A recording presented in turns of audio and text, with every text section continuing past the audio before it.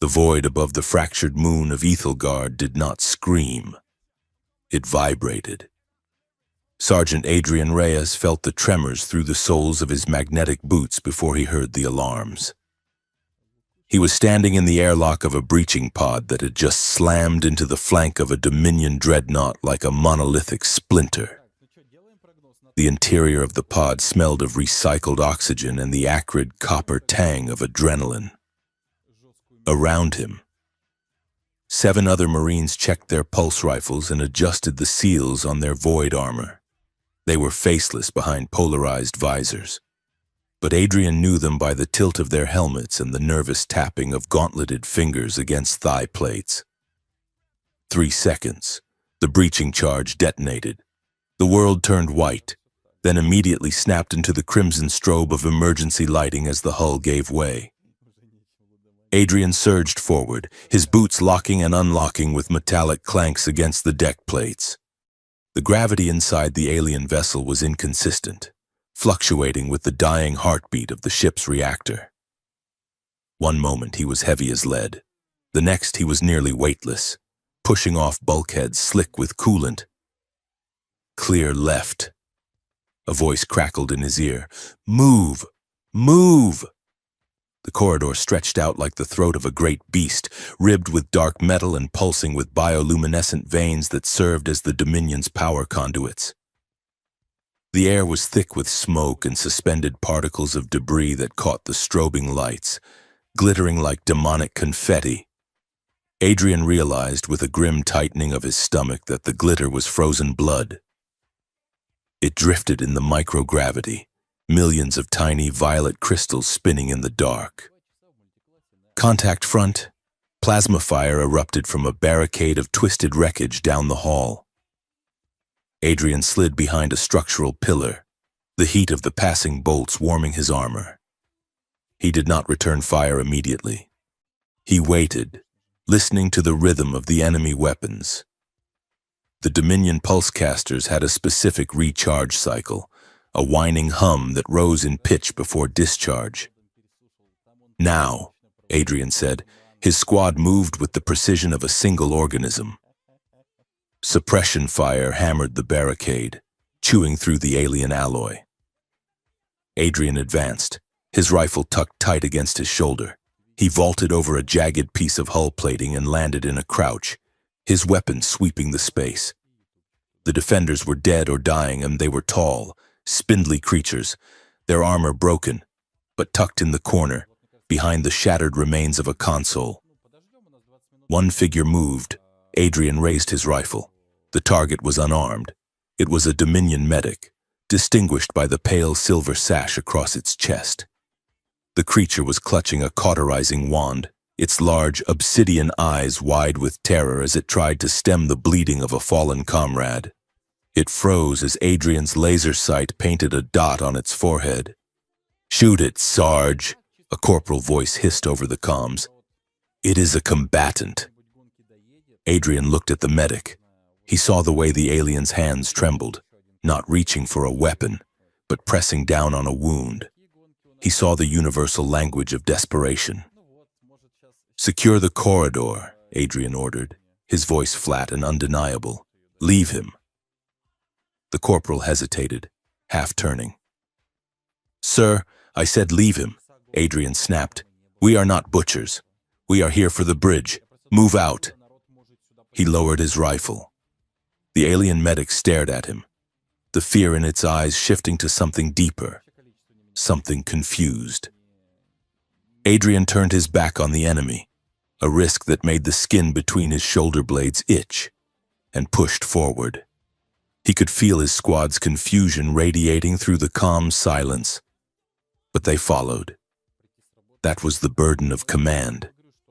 You did not have to be understood to be obeyed. They fought their way up 5 decks, the resistance crumbling as the dreadnought's structural integrity failed. The ship was groaning, deep, mournful sounds of metal shearing under stress. They reached the command deck just as the artificial gravity stabilized with a sickening lurch. The blast doors to the bridge had been fused shut. Adrian signaled the demolition specialist. 2 minutes later, the doors fell inward with a thunderous crash, and the squad poured into the nerve center of the enemy ship. It was a cavernous space, dominated by a holographic projection of the battle outside. But the crew was gone. Escape pods had been jettisoned hours ago. Only one person remained. She stood by the central viewport, watching the human fleet tear her ship apart. She wore the high-collared, form-fitting black uniform of a Dominion high officer, but the fabric seemed to shimmer with a liquid quality, catching the light in ways that fabric should not. She did not flinch as the Marines surrounded her. Weapons raised. Adrian stepped forward, his boots crunching on broken glass. "Hands where I can see them," he commanded. The officer turned slowly. Adrian had fought the Dominion for 10 years. He had seen their soldiers, their workers, their dead. He had never seen anything like her. She was humanoid, but with a terrifying symmetrical perfection that made human beauty look rough and unfinished. Her skin was the color of moonlight on snow, stark against the shifting darkness of her uniform. Her hair was a cascade of silver filaments that seemed to float of their own accord. She looked at the circle of rifles, then locked her eyes on Adrian. There was no fear in her expression. There was an unsettling calm, a regal detachment, as if she were a tourist watching a violent play rather than a prisoner of war facing death. "I am High Officer Lyra Vex," she said. Her voice was melodic, translated instantly by Adrian's helmet software, but the tone carried a strange resonance. "I surrender the vessel." She raised her hands slowly. "Check her for weapons," Adrian ordered, keeping his rifle trained on her chest. "She is surrendering too easily," the corporal muttered. Adrian stepped closer. He looked into her eyes and saw something that stopped him cold. She was not looking at his weapon. She was looking at his face behind the visor, her gaze piercing and analytical, as if she were measuring the weight of his soul. "Take her," Adrian said, lowering his weapon slightly. "And do not rough her up. She is high value." The hangar deck of the human carrier Ethelgard was a cavern of noise and controlled chaos. Repair crews swarmed over damaged fighters, sparks cascading from welding torches like waterfalls of fire. The air smelled of burnt ozone, hydraulic fluid, and the sweat of 3,000 personnel. When the transport shuttle touched down, the atmosphere changed. Word had spread. The capture of a Dominion high officer was not just a tactical victory, it was a trophy. As the ramp lowered, Adrian stepped out first, scanning the perimeter. Behind him, flanked by 4 Marines. Lyra Vex walked with her head high. Her hands were bound in magnetic cuffs, but she walked as if she were inspecting an honor guard. Then came the drones, dozens of media drones, hovering spheres of chrome and glass, buzzed around the transport like angry wasps. They jostled for position, their lenses zooming and focusing, broadcasting live to the trillions of citizens back in the core worlds. This war was as much about ratings as it was about territory. "Get those things back," Adrian shouted, waving a gloved hand at a drone that dipped too close to Lyra's face. "Let them film, Sergeant," the voice cut through the din. Captain Silas Thorne of Naval Intelligence strode forward, his dress uniform immaculate, a stark contrast to the scorched and dented armor of Adrian's squad. Thorne smiled, an expression that did not reach his cold, calculating eyes. "This is a victory, Reyes," Thorne said, gesturing to the prisoner. "The people need to see what we are winning. They need to see the face of the enemy brought low." Adrian stepped between Thorne and Lyra. "She is a prisoner of war, Captain. Standard protocol is immediate isolation and debriefing, not a circus." Thorne stepped closer, his voice dropping to a dangerous whisper. "You are a hammer. Sergeant, do not try to be a politician. Bring her to the central intake processing station. We will process her here, in the open. Let the cameras see us strip the armor off their precious officer." Adrian's jaw tightened. It was a violation of half a dozen conventions, but Thorn outranked him. He looked back at Lyra. She was standing perfectly still, but something had changed. The regal mask had slipped, just for a fraction of a second. Her eyes darted to the media drones, then to the officers gathering around the intake station. Adrian saw a flash of something raw and terrifying in her expression. It was not humiliation. It was fear. But she wasn't looking at the humans. She was looking down at her own body. "Move her!" Thorn barked. Adrian grabbed Lyra's arm to guide her forward. Through the thick synthetic material of his gauntlet, he felt something strange. Her arm was rigid, the muscle tense, but the surface beneath his fingers felt shifting. They walked to the center of the intake bay. The overhead lights were blindingly bright, designed to expose every detail for the cameras. The drones formed a semicircle, their red recording lights unblinking. "Strip her of the uniform," Thorn announced to the room, playing to the audience. "Let us see if she is as arrogant without her shell." Two MPs moved forward, reaching for the clasps of Lyra's high collar. "Don't touch it," Lyra said. Her voice was low, strained. The MPs hesitated. "You heard the captain," one MP sneered, reaching again. Lyra flinched. It was a violent, involuntary jerk, as if she had been shocked. The black-silver fabric of her uniform rippled. Adrian watched, his eyes narrowing. It wasn't a ripple of cloth caught in a draft. It was a contraction. The fabric tightened around her ribs, squeezing so hard he could see the outline of her bones. "Wait," Adrian said, holding up a hand. He stepped closer, ignoring Thorn's irritated sigh. Adrian activated the macro lens on his helmet visor, zooming in on the material covering Lyra's throat. It was moving. The weave of the fabric was pulsing with a rhythmic, wet beat. It looked less like textile and more like thousands of tiny, interlocking muscle fibers. He saw a bulge move beneath the surface, traveling from her shoulder down toward her chest, like a serpent slithering under a bedsheet.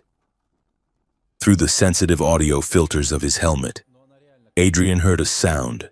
It was faint, a rapid chitinous clicking, like the legs of 1,000 insects scuttling over glass. And then the smell hit him, distinct from the hangar's ozone and fuel. It was sharp, metallic, and strangely organic. It smelled like rain falling on rusty iron. Lyra's breathing was shallow and rapid. Her skin was pale, beads of sweat tracking through the silver dust on her forehead. She looked at Adrian. The arrogance was gone. The mystery was gone. There was only the desperate plea of one soldier to another. She leaned in, her movement barely perceptible. "If it blooms, you all die," she whispered, the words barely carrying over the hum of the drones. "Tear it off." Adrian froze. "Sergeant Reyes!" Thorn shouted. "Step aside or be court-martialed." Adrian looked at the bulge in the fabric. It had stopped near her solar plexus and was beginning to inflate. A soft, bioluminescent light was starting to bleed through the black material, pulsing faster and faster. The clicking sound grew louder. It wasn't a uniform. It was a biological timer. Adrian did not think. He did not calculate the political fallout or the regulations. He let the instinct that had kept him alive for 10 years take the wheel. He lunged. "Reyes!" Thorn screamed. Adrian grabbed the collar of Lyra's uniform with both hands. The material felt warm and slimy, repulsive to the touch. He dug his armored fingers into the seam and pulled with every ounce of hysterical strength he possessed. The sound of the tear was sickening, not the rip of cotton, but the wet, tearing sound of meat separating from bone. The hangar went dead silent, save for the collective gasp of the onlookers. Adrian ripped the material down, tearing it away from her body in one brutal sweeping motion. He expected resistance from fabric. He did not expect the suit to fight back. The black membrane thrashed in his hands like a wounded eel. It coiled around his wrists, tightening with crushing force. Smoke hissed from the joints of his gauntlets as the alien acids in the material began to eat through the ceramide alloy. Lyra cried out. It was a sound that would haunt the nightmares of everyone present. Not a scream of shame, but a guttural, jagged cry of pure, agonizing relief. The torn suit fell away, landing on the deck plating with a wet slap. Adrian looked at Lyra, and for a heartbeat, the world stopped. She was not naked. Beneath the living prison of her clothes, her skin was a tapestry of luminous branching sigils. They glowed with a soft blue light, tracing the lines of her nervous system like bioluminescent circuitry. But marring the beauty was a horrific, pulsing node at the base of her spine. It looked like a fungal growth, dark purple and throbbing, its petals just beginning to open. It was flowering. "Spore dispersal," Adrian roared, his voice cracking over the external speakers. He didn't wait for the medics. He swung his heavy pulse rifle around, gripping it by the barrel like a club, and brought the stock down on the flowering node with a savage, crunching impact. The node burst. A cloud of glittering black dust puffed into the air. But before it could spread, Adrian kicked the emergency release on the nearest fire suppression station. Foam. Thick, hardening anti-spore foam exploded from the nozzles in the ceiling, flooding the immediate area in seconds. The white sludge buried the writhing remains of the suit and coated Adrian and Lyra, sealing the area. Alarms finally began to blare. Medtechs, realizing what they were seeing, scrambled backward, shouting orders for hazmat containment. The media drones, sensing chaos, zoomed in closer, their lenses hungry for the spectacle. The bay was filled with the screaming of sirens, but in the center of the foam pile, there was a quiet, trembling void. Lyra was on her knees, shaking violently. The bioluminescent patterns on her skin were erratic, flashing in discordant rhythms. She was exposed, vulnerable, and terrified. Adrian ripped the heavy, fireproof cloak from his armor's shoulder clasp. In one fluid motion, he dropped to a knee and wrapped it around her. He pulled the hood up, covering her face, covering the glowing map of her agony. He stood up, placing his body between her and the wall of cameras. He looked directly into the lens of the nearest drone, his faceplate reflecting its red eye. "No one films her again," he growled. His voice was low, dangerous, and utterly final. He reached out and snatched the drone from the air, crushing its chassis in his damaged gauntlet before dropping the wreckage into the foam. The truth, as it turned out, did not matter. By the time Adrian had been disarmed and escorted to the brig, the footage was already circling the galaxy. But it wasn't the footage of the node. It wasn't the footage of the foam or the heroic save. The propaganda algorithms had done their work. They had sliced the video down to 3 seconds. The 3 seconds where a human male, hulking in armor, violently ripped the clothes off a defenseless, beautiful alien female. The headline flashed across holoscreens from the core worlds to the frontier. Why a human soldier tore off an alien prisoner of war's clothes. The reason shocked everyone. The commentary was vicious. The human pundits called him a savage, a symbol of the war's degradation of morality. The Dominion channels broadcast it as proof of human barbarism, a rallying cry for vengeance. Adrian sat on the narrow bunk of his containment cell, staring at the gray steel wall. He had been stripped of his armor, his rank insignia, and his dignity. He was under investigation for conduct unbecoming and mistreatment of a prisoner. 2 cells down, in a high-security isolation unit. Lyra Vex sat in darkness. She had been labeled a hostile asset, a walking biological weapon. The humans didn't trust her. They kept the lights at maximum brightness to prevent her from sleeping, analyzing the glowing sigils on her skin as if she were a lab rat. But in the silence of the detention block, during a shift change when the guards were distracted, a voice whispered through the ventilation grate. Why? It was Lyra. Her voice was weak, stripped of its musical quality. Adrian leaned his head against the cold metal. Because you are not a bomb, he said quietly. You are a person.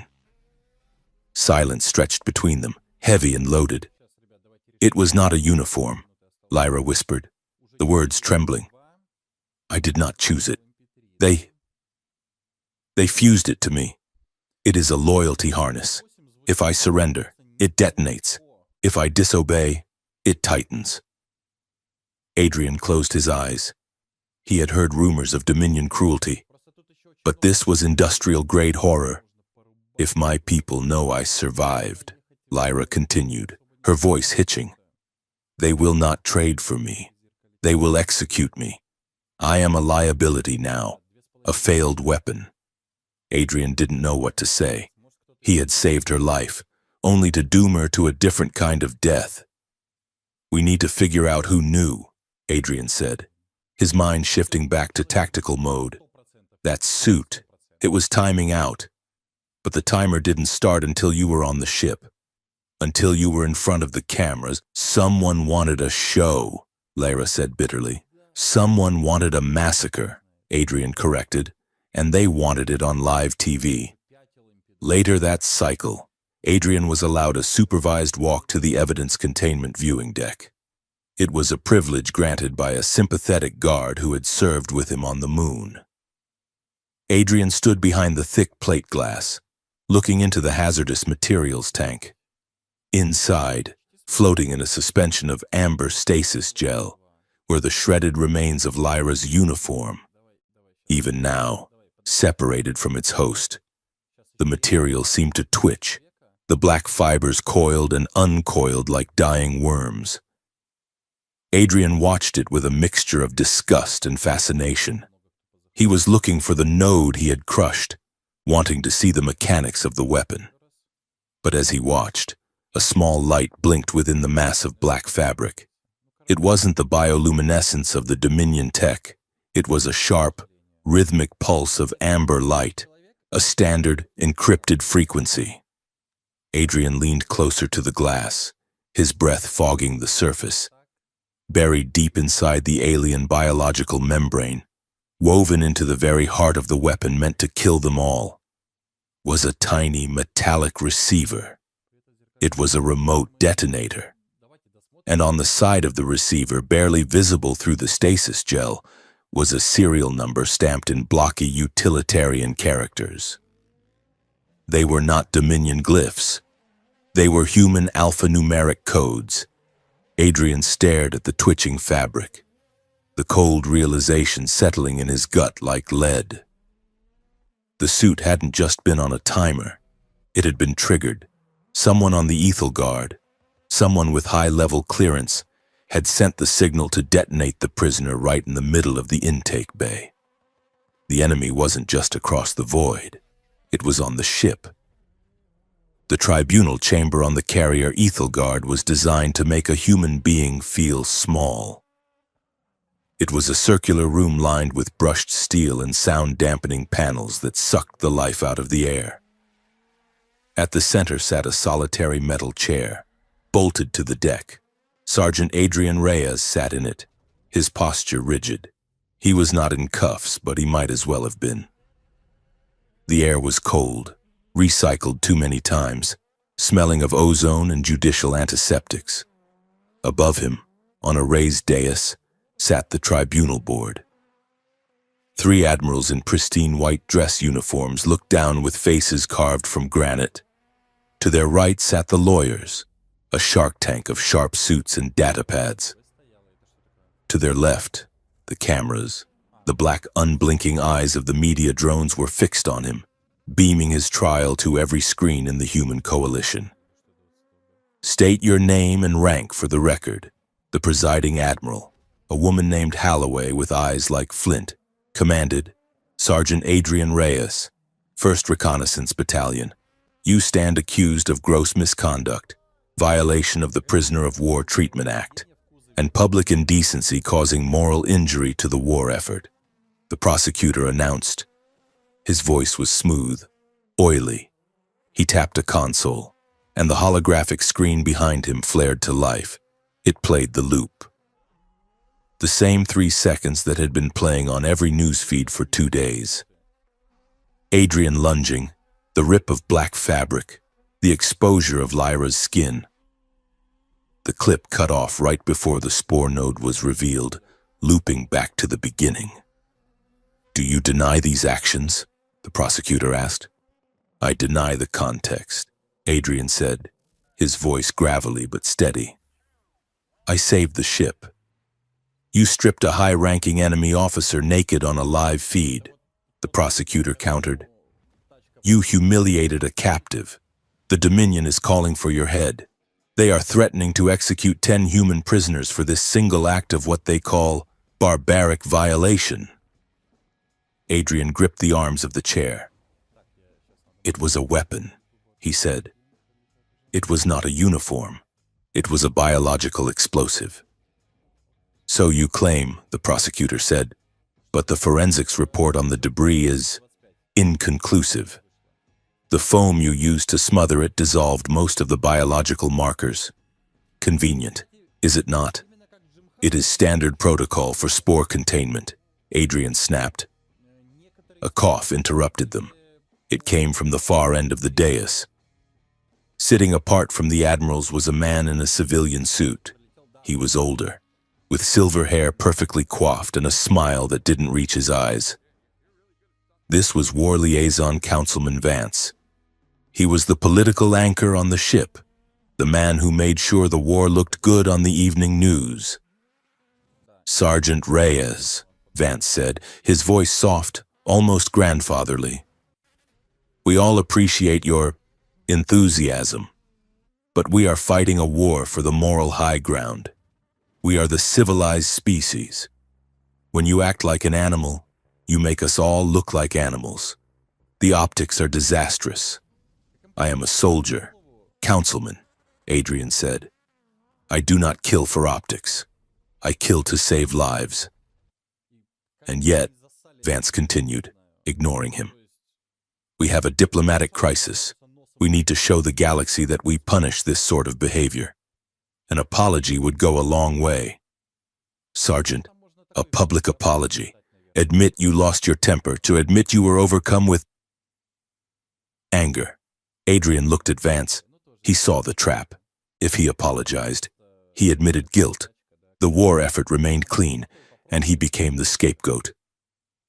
"I will not apologize for stopping a massacre," Adrian said. Vance sighed, a theatrical sound of disappointment. "Then perhaps we should hear from the victim." The heavy doors at the back of the chamber hissed open. "Bring in the prisoner," the bailiff announced. Adrian turned in his chair. Lyra Vex walked in. She was flanked by 4 armed guards. She wore a standard-issue gray prison jumpsuit that was 2 sizes too big for her. Swallowing her lithe frame, her wrists were bound in heavy magnetic shackles, and a suppression collar hummed faintly around her neck. She looked different without the regal armor. She looked smaller, more human. Her silver hair was tied back in a severe knot, her skin, stripped of the bioluminescent grandeur of the intake bay, looked pale under the harsh lights. But her eyes were the same, obsidian, deep and unreadable. She walked to the witness stand, the chains rattling with a heavy, mournful sound. She did not look at the admirals. She did not look at the cameras. She looked straight at Adrian. For a moment, the room was silent. The tension was thick enough to choke on. Everyone expected the condemnation, the weeping victim, the anger. "State your name," Admiral Holloway said. "Lyra Vex," she said, Her voice was clear, cutting through the silence. Ms. Vex. The prosecutor stepped forward, sensing blood. You are here to testify regarding the incident in the intake bay. Did Sergeant Reyes assault you? Did he forcibly remove your clothing against your will? Lyra looked at the prosecutor. She tilted her head slightly, like a bird studying a worm. He did remove the harness, Lyra said. And did you consent to this? The prosecutor pressed. Lyra paused. She looked at the cameras, knowing exactly who was watching. Then she looked back at Adrian. No, she said. A murmur went through the room. Vance looked satisfied. But, Lyra continued, her voice rising over the murmur, consent is irrelevant when one is wearing an execution device. The room froze. Explain, Admiral Halloway ordered. The membrane was not clothing, Lyra said calmly. It was a kinetic bioweapon. It was designed to bloom upon capture. It would have released a neurospore cloud that would have liquefied the lungs of every organic being in that hangar within 30 seconds, including mine. She raised her shackled hands, pointing a finger at Adrian. That human did not assault me. He disarmed a bomb. He is the only reason your ship is not drifting dead in the void. Vance stood up, his chair scraping loudly against the floor. Objection. The prisoner is clearly suffering from Stockholm Syndrome or is attempting to manipulate the court with Dominion disinformation. I am stating fact, Lyra said, her voice turning cold. You may check the atmospheric scrubbers in the bay. They will show trace amounts of Karu neurotoxin. If he had hesitated for 1 second longer, I would be dead, and so would you. Had you been there to welcome me? The Admiral looked from Lyra to Vance. The narrative was crumbling. The barbarian soldier story didn't work if the victim called him a hero. Admiral Halloway cleared her throat.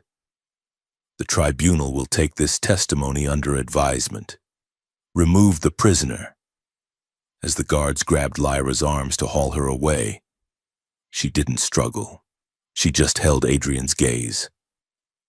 A silent message passed between them. I did not do this for you, I did it for the truth. The verdict came down 2 hours later. It was a masterpiece of bureaucratic compromise. Adrian was cleared of criminal assault but found guilty of procedural negligence and conduct prejudicial to good order. He was stripped of his squad command but kept his rank. But the punishment was not the demotion, it was the assignment. You broke it, you bought it, Sergeant, Captain Thorne said, handing Adrian a datapad outside the courtroom. Since you are the expert on the prisoner, and since she seems to respond to you, you are now her primary security escort. She has been assigned a handler from Intel for interrogation. But you are the muscle. You watch her. You move her. You make sure she doesn't breathe without permission. Adrian stared at the datapad. It was a setup.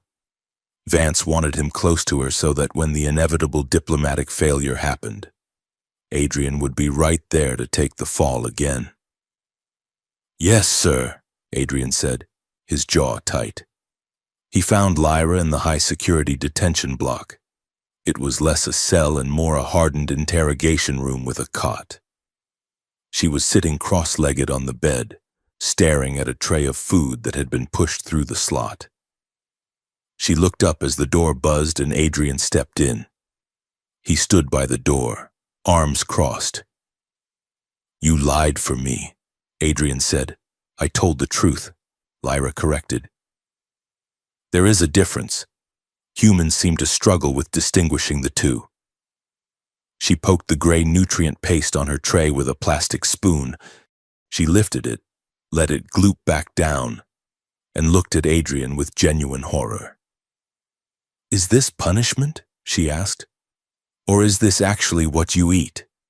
It is standard infantry rations, Adrian said. High protein. It smells like despair, Lyra said. I assume this is combat-grade poison meant to keep your soldiers angry enough to kill." Adrian let out a short, involuntary snort of laughter. It surprised him. He hadn't laughed in 6 months. "If you are hungry enough, it tastes like chicken." "I do not know what a chicken is," Lyra said, pushing the tray away. "But I mourn for it." The tension in the room broke, just a fracture. Adrian walked over and sat on the stool opposite the cot. "Why did you really help me in there?" he asked. "You are Dominion. You are supposed to hate us." Lyra looked at him. The playfulness vanished. "I do hate you," she said softly. "You invaded our space. You bombed our colonies, but I hate lies more. And that man, the one in the suit, Vance, he smells like a liar. He reminds me of the High Council back home." Adrian nodded. "We have that in common." "My name," Lyra said suddenly. "You pronounce it like a brute." Adrian blinked. "Lyra Vex?" She winced. "It is painful. It is Lyra Vexantoria. The Vex is a throat sound, like a growl. You say it like you are spitting out a seed." Adrian tried. "Lyra Vex." "And stop," Lyra said, holding up a hand. "You are injuring the language. Just call me Vex. It fits the situation." The next day, the interrogation protocols began. But first, the medics needed a baseline. Adrian escorted Vex to the medbay. She walked beside him, hands cuffed in front, moving with that strange, gliding grace that made the heavy gravity boots of the humans look clumsy. Dr. Aris, the ship's xenobiologist, was waiting. He was a nervous man who clearly preferred microscopes to living aliens. "I need to scan the bioluminescence," Aris said, gesturing for Vex to sit on the exam table. "We need to understand if the patterns are linguistic or purely biological." Vex sat. She looked uncomfortable as the scanner arm descended. "Sergeant," Aris said, "step closer. I need you to hold her arm steady. The scanner is sensitive to motion." Adrian stepped forward. He placed his hand on Vex's forearm to steady her. Her skin was cool to the touch, smooth as polished stone. As soon as his skin made contact, the blue sigils on her arm flared. They didn't just glow, they pulsed. The light intensified, turning from a soft azure to a brilliant, piercing white. The patterns shifted, the lines moving like liquid mercury, rearranging themselves into new geometric shapes. "Astonishing. Doctor," Aris whispered, checking the monitor. The energy output just spiked by 200%. Vex looked down at her arm, then up at Adrian. Her eyes were wide. She pulled her arm back sharply, breaking the contact. The light instantly dimmed back to blue. "What was that?" Adrian asked. Vex looked away, her expression guarded. "A biolink. The sigils react to proximity, to stress, or to trust," Dr. Aris muttered, typing furiously. "It looks like an encryption key. It unlocked a new layer of data when he touched you." Vex stayed silent, rubbing her arm where Adrian had held it. Later, back in the silence of the detention block, Adrian stood guard inside the room. The air was heavy with the unanswered question. "Tell me about the harness," Adrian said. Vex was standing by the small viewport, watching the stars streak by. "I told the tribunal," she said. "You told them what it did," Adrian said. "You didn't tell them why you were wearing it. Officers don't wear suicide vests." Vex turned. She leaned against the reinforced glass. The blue light of the sigils cast long shadows across her face. "I was not always an officer," she said. "I was a diplomat. I argued against the war. I spoke out against the first strike doctrine." She touched her collarbone, tracing a line where the harness had been. "The Dominion does not tolerate dissent. But they could not kill me. My family is too powerful. So they promoted me. They made me a high officer, and they fused the harness to my skin. They told me it was a badge of honor, but we both knew what it was. It was a leash. If I retreated, Bloom. If I tried to defect, Bloom. She looked at Adrian, her eyes wet. I was a walking weapon, pointed at you. I prayed for a malfunction every day. Adrian looked at his own hands. They were scarred, rough. I have a scar too, he said. He pulled down the collar of his fatigue shirt, revealing a jagged burn scar on his trap muscle. Operations on Ganya 4, he said. We were ordered to clear a village. Intel said it was a munitions depot. We breached. He paused, the memory still tasting like ash. It wasn't a depot. It was a school. The intel was wrong. My lieutenant ordered us to fire anyway. Said they were future combatants. Vex watched him, silent. I refused, Adrian said. My lieutenant put a pistol to my neck. He pulled the trigger. The shot grazed me, cauterized the wound instantly. I killed him. Vex's breath hitched. You killed your superior? I killed a murderer, Adrian said. I spent 2 years in the brig. I joined special forces the day I got out. I made a promise. I will never be blind again. I will never follow an order that makes me a monster. He looked at Vex. That is why I ripped the suit off. Not because I knew what it was, but because I saw your face. And I knew you didn't want to die. Vex looked at him for a long time. The sigils on her neck pulsed, a slow, warm rhythm. You are a strange human, Adrian Reyes, she whispered. The fragile truce between them was tested 2 days later. Adrian was on a rotation break, but something was nagging him. The prosecutor's words, the forensics report is inconclusive. He went down to the evidence containment deck. He keyed in his access code. Denied. He frowned.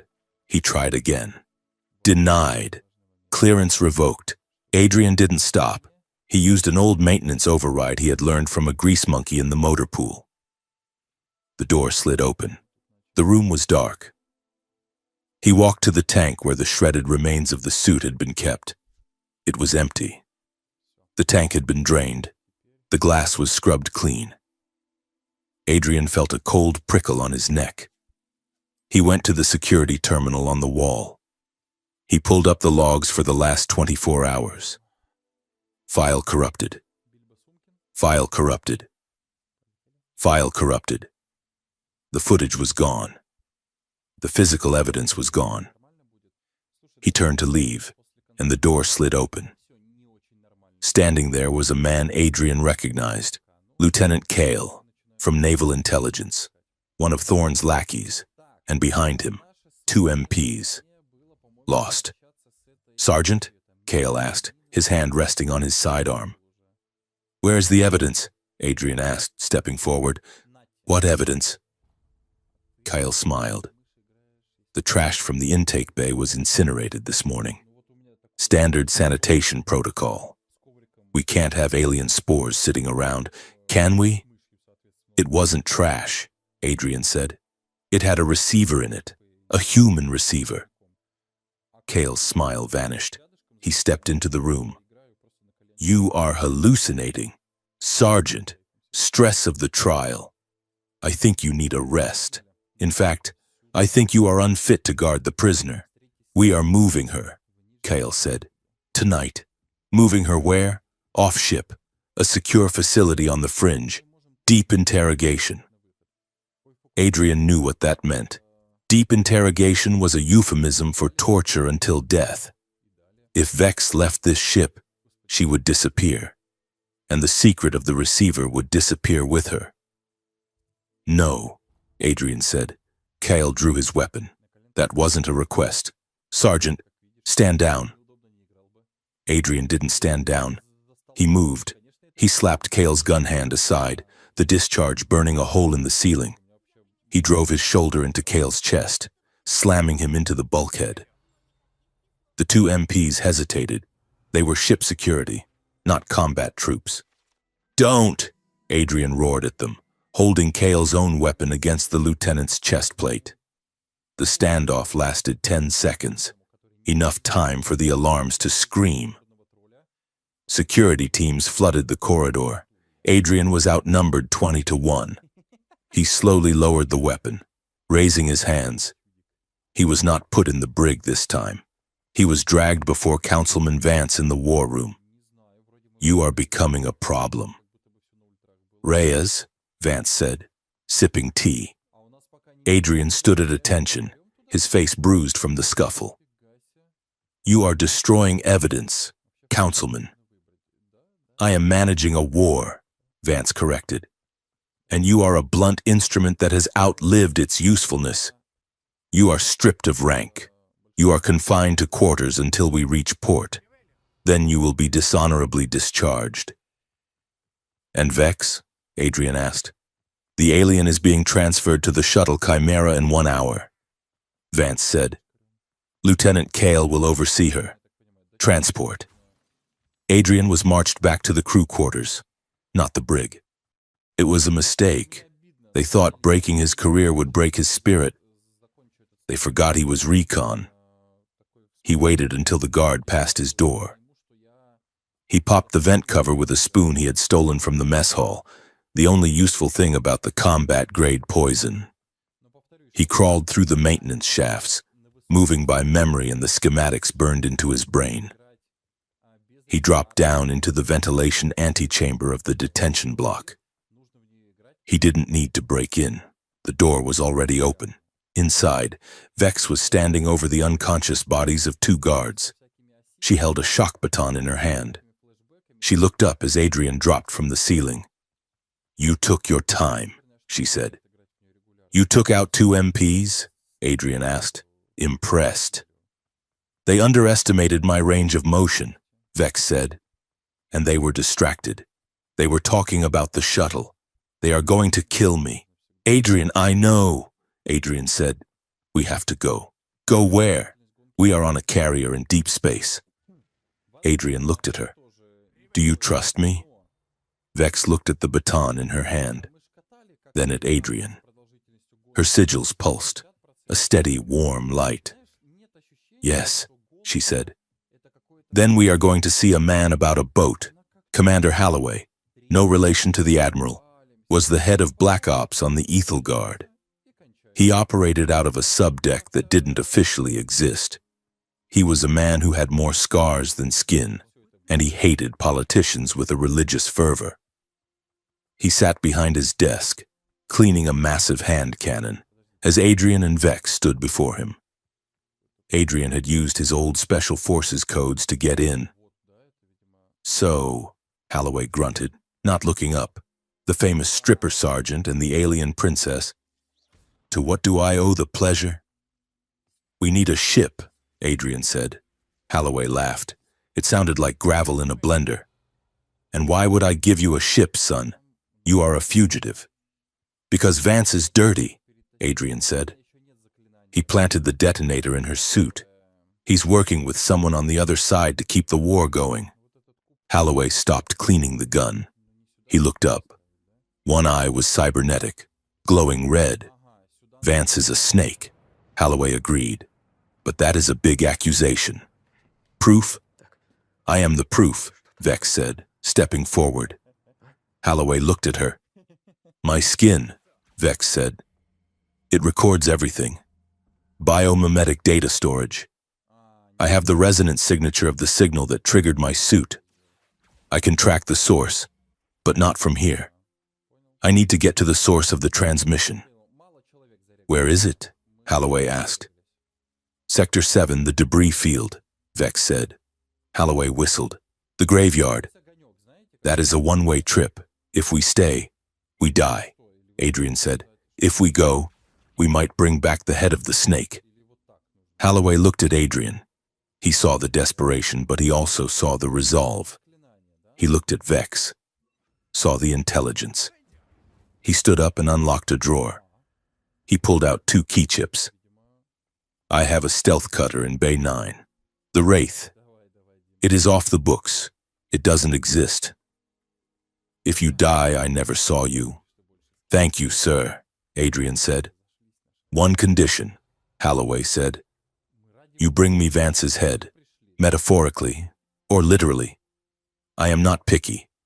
They moved to the armory to gear up. The ship was on alert, but Holloway's clearance codes turned the corridors into ghost towns for them. In the quiet of the armory, surrounded by racks of pulse rifles and grenades, the gravity of the moment settled. Adrian handed Vex a lightweight exosuit. It wasn't a uniform. It was functional, protective gear. Put this on, he said. It will protect you from the vacuum if we breach. Vex took it. She ran her hands over the fabric. It was coarse, utilitarian. She looked at Adrian. He was checking the charge on a plasma pistol. Adrian, she said. He looked up. Yeah? In the intake bay, she said quietly. After you ripped the membrane, you covered me. You shielded me from the cameras. You risked your standing to protect my dignity. Why? Adrian paused. He slid the power pack into the pistol with a click. Because you are not a thing, Vex, he said. You are not a prop for their war. You are a living being, and nobody deserves to be stripped bare for a headline. Vex stared at him.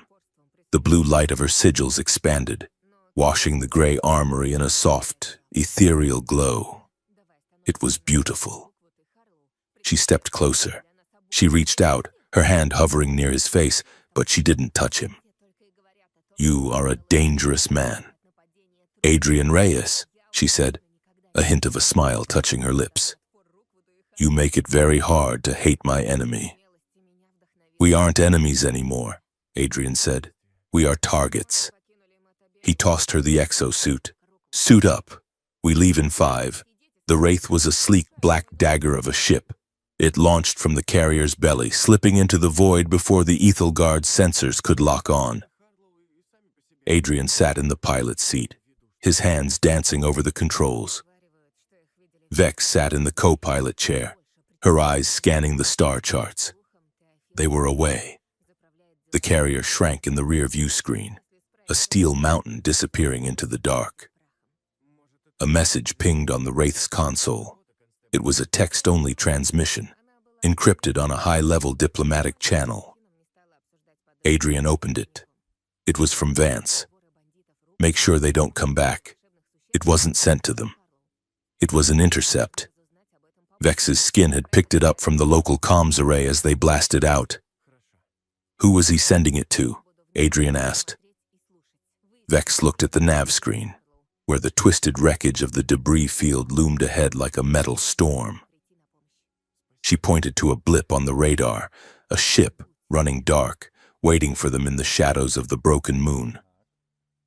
He was sending it to them, Vex said grimly. Adrian gripped the throttle.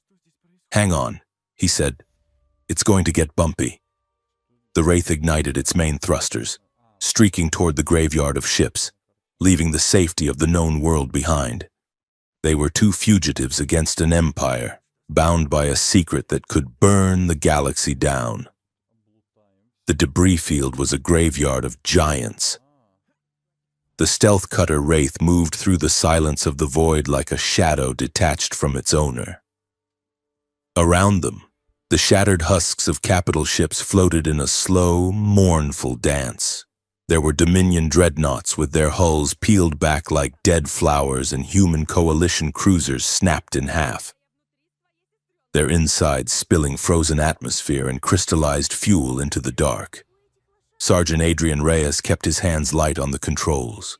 The sensors were running passive, barely sipping power, terrified of waking the ghosts in the machine. This is a bad place, Adrian murmured. He was looking at the nav screen, but he was feeling the proximity of so much death. The area was known as Sector 7, but the pilots called it the Abattoir. It was where the Third Fleet had died 4 years ago. Lyra Vex sat in the co-pilot seat. She was leaning forward, her eyes closed, one hand pressed against the comms panel. The blue sigils on her neck were pulsing with a frantic staccato rhythm. "Can you hear them?" she asked. Adrian checked the audio levels. Static. Just the white noise of cosmic radiation. "Hear what?" "The whispers," Lyra said. Her eyes snapped open. They were dilated. The obsidian irises swallowing the white. The electromagnetic field here. It is old. It holds echoes. The ships are screaming. Adrian adjusted the thrusters to dodge a drifting engine block the size of a city block. He did not believe in ghosts, but he believed in Lyra's physiology. If she said the airwaves were haunted, he respected the intel. "Focus." "Vex," Adrian said. "Where's the listening post?" Lyra pointed to a massive, irregular shape rotating slowly in the distance. It looked like a hollowed-out asteroid, pitted and ugly, indistinguishable from the million other rocks in the field except for the faint, rhythmic interference pattern it was bleeding into the static. "Inside the rock," Lyra said. "It is a Dominion listening post from the first expansion. Abandoned. Or it should be." Adrian brought the Wraith in. He threaded the needle between two colliding frigate hulls, the clearance alarms flashing red on his display. He ignored them. He slid the cutter into the shadow of the asteroid, searching for an entry point. "There," Lyra said. "That fissure." It was a crack in the stone, barely wide enough for the cutter. Adrian killed the main engines and switched to maneuvering thrusters. The ship drifted in, swallowed by the darkness of the rock. The airlock of the listening post was dead. No power, no gravity. Adrian and Lyra floated in the zero gravity of the entry shaft, their mag boots locked to the rusting deck plates. The only light came from the lumen strips on Adrian's shoulder armor and the soft, bioluminescent glow of Lyra's skin. "Check your seals." Adrian's voice crackled over the comms. "If this place is old, the atmosphere is likely toxic." "I am fine," Lyra replied. Her voice was tight. "Being back in a Dominion structure. It feels like walking into a tomb of my ancestors." They moved forward, a slow, floating crawl through corridors that were designed for beings with different joints. The architecture was unsettling. Sharp angles that seemed to catch the eye and twist it. Walls that felt organic and ribbed like the inside of a throat. Debris floated around them. Frozen droplets of coolant. Loose bolts. A drifting data pad. Adrian pushed a floating helmet out of his way. It was Dominion standard issue. Empty. "Watch the corners," Adrian said, raising his pulse rifle. Automated defenses might still be active. They reached the central data core. It was a spherical chamber, vast and echoing. In the center, suspended by gravity tethers, was a monolith of black crystal. It was dormant, cold. "This is it," Lyra said. She kicked off the bulkhead and drifted toward the monolith. "Careful," Adrian warned. Lyra reached out. She did not touch the crystal. She hovered inches from it, and she closed her eyes. The sigils on her arms and face flared. The blue light intensified, projecting a complex geometric pattern into the space between her and the machine. The monolith woke up. A deep, resonating thrum vibrated through the floor plates, shaking dust loose from the ceiling. Amber lights flickered to life in concentric rings around the chamber. The crystal dissolved into a hologram. A face appeared, huge, distorted, and ancient. It was a Dominion archivist AI, a construct of logic and memory. Its eyes, burning with digital fire, swept the room. They locked on Adrian and the systems turned red. "Intruder," the AI's voice boomed, translating directly into their helmet audio. "Human contaminant detected. Sterilization protocol initiating." "Wait," Lyra shouted. She ripped the glove off her exosuit. She pressed her bare hand against the interface panel floating in the air. Her skin sigils burned white-hot. "Authorization. Lyra Vex Antoria. Blood of the High Council. Voice of the third house, stand down. The red lights faltered. The AI processed the data, the sheer authority embedded in Lyra's genetic code overriding its kill commands. Identity confirmed. The AI droned, its voice shifting to a submissive, melodic tone. Welcome, Highborn. This facility has been dark for 8 cycles. Why have you returned? We need the truth, Lyra said, her voice commanding, shedding the fugitive fear she had worn for days. Show me the inciting incident of the war.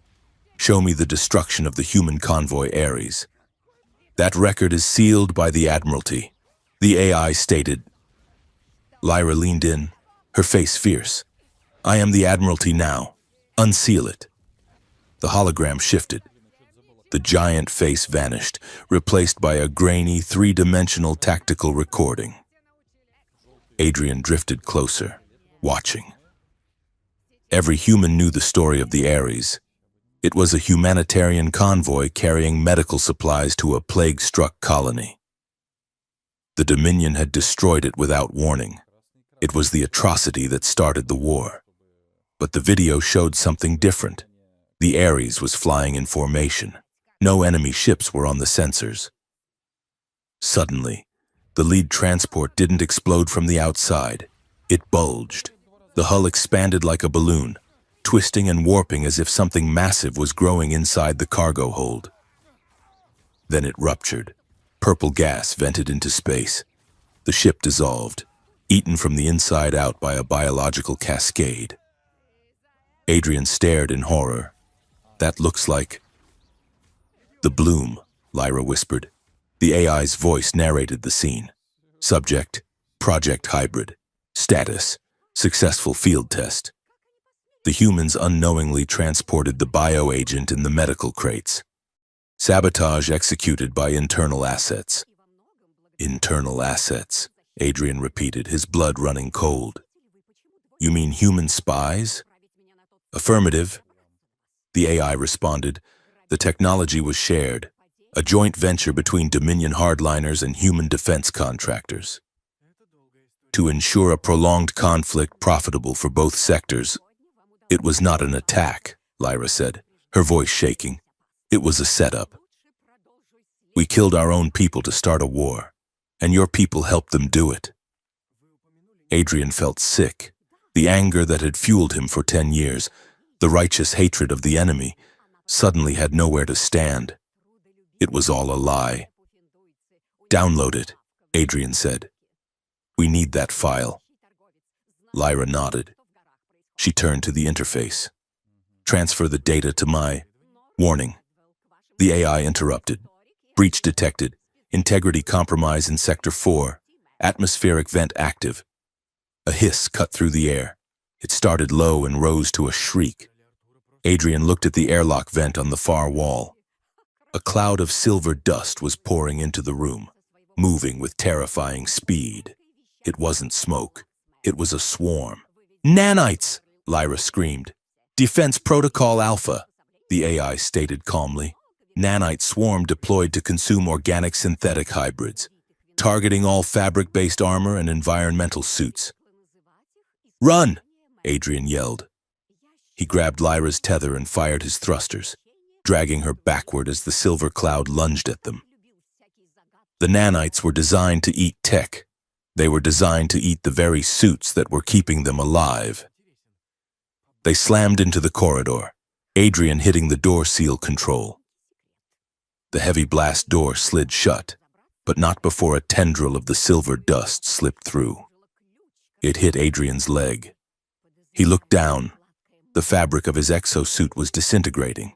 The gray material turned to ash where the dust touched it, dissolving rapidly. It eats the fibers, Adrian shouted. We have to get to the decon chamber. They scrambled through the 0G, bouncing off walls, the silver corrosion spreading up Adrian's leg and catching the sleeve of Lyra's suit. It was a race against a microscopic fire. If the suit breached fully, the vacuum would kill them. If the nanites reached the skin... There! Lyra pointed to a yellow hatch marked with hazard stripes. They crashed into the decontamination chamber. Adrian slammed the emergency cycle button. Atmosphere stabilizing. A computer voice announced, gravity normalizing. They dropped to the floor as the artificial gravity kicked in. Contamination detected, the voice said. Remove all synthetic layers immediately. Rinse cycle initiating in 10 seconds. Adrian looked at his leg. The suit was gone up to the knee. The nanites were crawling up his thigh, eating the underlayer. Get it off! Adrian yelled. He didn't hesitate. He tore at the clasps of his chest plate. He ripped the boots off his feet. The nanites were swarming, hungry for the weave of the fabric. Lyra was doing the same. She was frantically unzipping the heavy exosuit, kicking it away as the silver dust consumed the legs. They stripped.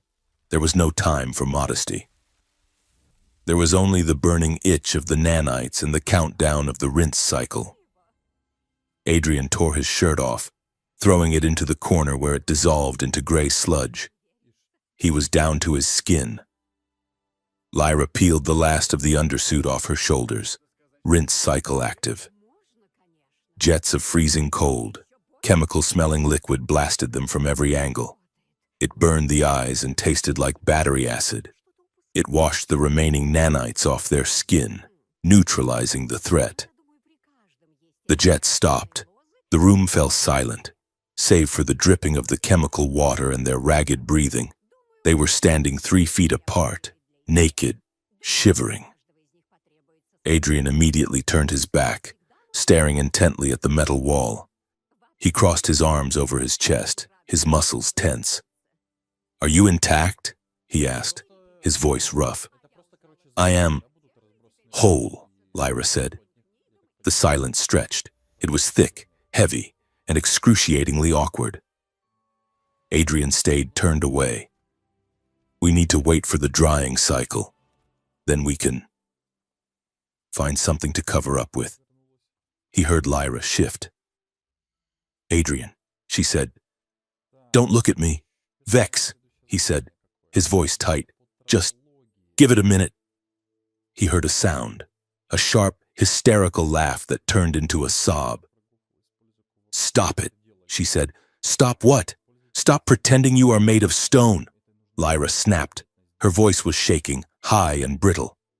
"We almost died. We are standing in a chemical shower in a hollow asteroid, and you are acting like a statue. Turn around. I am respecting your— We are trying to live," Lyra yelled. "Look at me." Adrian turned. He looked at her, and the shame he expected to see in her eyes wasn't there, but the pain was. She was standing there, the water dripping from her silver hair. Her skin was a roadmap of bioluminescent light, the sigils glowing softly. But Adrian's eyes didn't go to the lights. They went to the bruises. Around her ribs, across her shoulders, and circling her thighs were dark. Ugly hematomas. They were patterned. They were the exact shape of the harness he had ripped off her. The uniform hadn't just been a bomb. It had been a torture device. It had been crushing her, day in and day out, digging into her flesh to keep her compliant. Adrian felt a surge of anger so hot it nearly choked him. But it wasn't the tactical anger of a soldier. It was protective. He stepped closer, his eyes tracing the dark marks on her pale skin. "They hurt you," he said softly. "Even before I touched you, they were hurting you." Lyra looked down at herself. She wrapped her arms around her waist, covering the worst of the marks. "I expected you to cheer," she whispered. "When you saw the marks, I thought humans feasted on our pain." Adrian shook his head. "No, I expected you to enjoy my downfall," Adrian said. "When I was stripped of my rank, when I was made a prisoner on my own ship." Lyra looked up at him. Her eyes were wet. "We were both wrong," she said. The drying cycle kicked on, warm air blasting into the chamber. It broke the spell. Adrian stepped back, clearing his throat. He walked to the emergency locker on the wall. He prayed there was something inside. He opened it, 2 emergency ponchos, thin, foil-like material, but nanite-resistant. He handed one to Lyra. "It is not high fashion," he said, a ghost of a smile touching his lips. "But it beats the view." Lyra took it, wrapping the crinkling silver material around herself. She managed a weak smile back. "I do not know," she said. The view was educational. Adrian felt the heat rise in his neck. He quickly pulled his own poncho on. "We need to move," he said, his voice regaining its command tone. That alarm summoned more than just dust. They armed themselves with the few weapons that had survived. Adrian's sidearm, which was polymer ceramic and immune to the nanites, and a pry bar Lyra found. They moved deeper into the station, heading back to the core. The AI was still active. "Warning. Autonomous defense drones activated," the voice echoed. 3 flying drones, sleek and spherical, whipped around the corner. Their stun cannons whined. "Down!" Adrian shouted. He tackled Lyra, sliding across the floor as blue bolts of energy scorched the air where they had been standing. They scrambled behind a databank. "I can't shoot them all," Adrian said, firing a round blindly over the top. "I have 6 shots left." Lyra looked at the drones. They were communicating, chirping binary to each other. "I can blind them," she said. "How?" "My sigils," she said. "They operate on optical sensors. If I overload my output, I can dazzle their targeting arrays, but I need you to cover me." "Do it," Adrian said. They moved as one. They popped up from behind cover, back to back. Lyra threw her arms out. She screamed, not in pain, but in effort. The blue markings on her skin flared with the brightness of a magnesium flare. The corridor was washed in blinding white light. The drones shrieked, their sensors overloaded. They spun wildly, crashing into walls. Adrian didn't miss. Crack, crack, crack. 3 shots, 3 dead drones. They collapsed back against the databank, breathing hard. Their shoulders were touching. Adrian could feel the heat radiating off her skin. "Nice light show," Adrian panted. "Nice shooting," Lyra replied. They sprinted back to the archivist. The hologram was waiting, data compiling complete. The AI said, "The evidence is ready for transport." "Where is the drive?" Adrian asked. "We don't have a data pad. The nanites ate it. The data cannot be stored on dead matter." The AI said, "It requires a living host to bypass the Dominion security filters." The AI turned its gaze to Lyra. "Prepare for inscription." Lyra stepped forward. She dropped the foil poncho to her waist, exposing her back to the light. "Do it," she said. The AI projected a beam of concentrated violet light. It hit Lyra's skin. She screamed. Adrian surged forward, but she held up a hand to stop him. The light was carving the data into her bioluminescence. The sigils on her back writhed and changed, the geometric patterns rewriting themselves into complex, density-rich QR codes of living light. It looked like a tattoo being inked with fire. It lasted 10 seconds. It felt like an hour.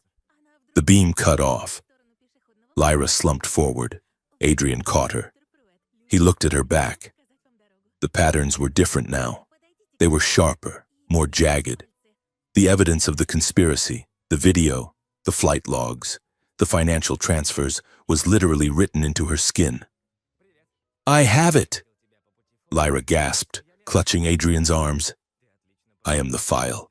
The twist," the AI said, its voice fading as its power reserves drained. "The co-conspirator, the human contact."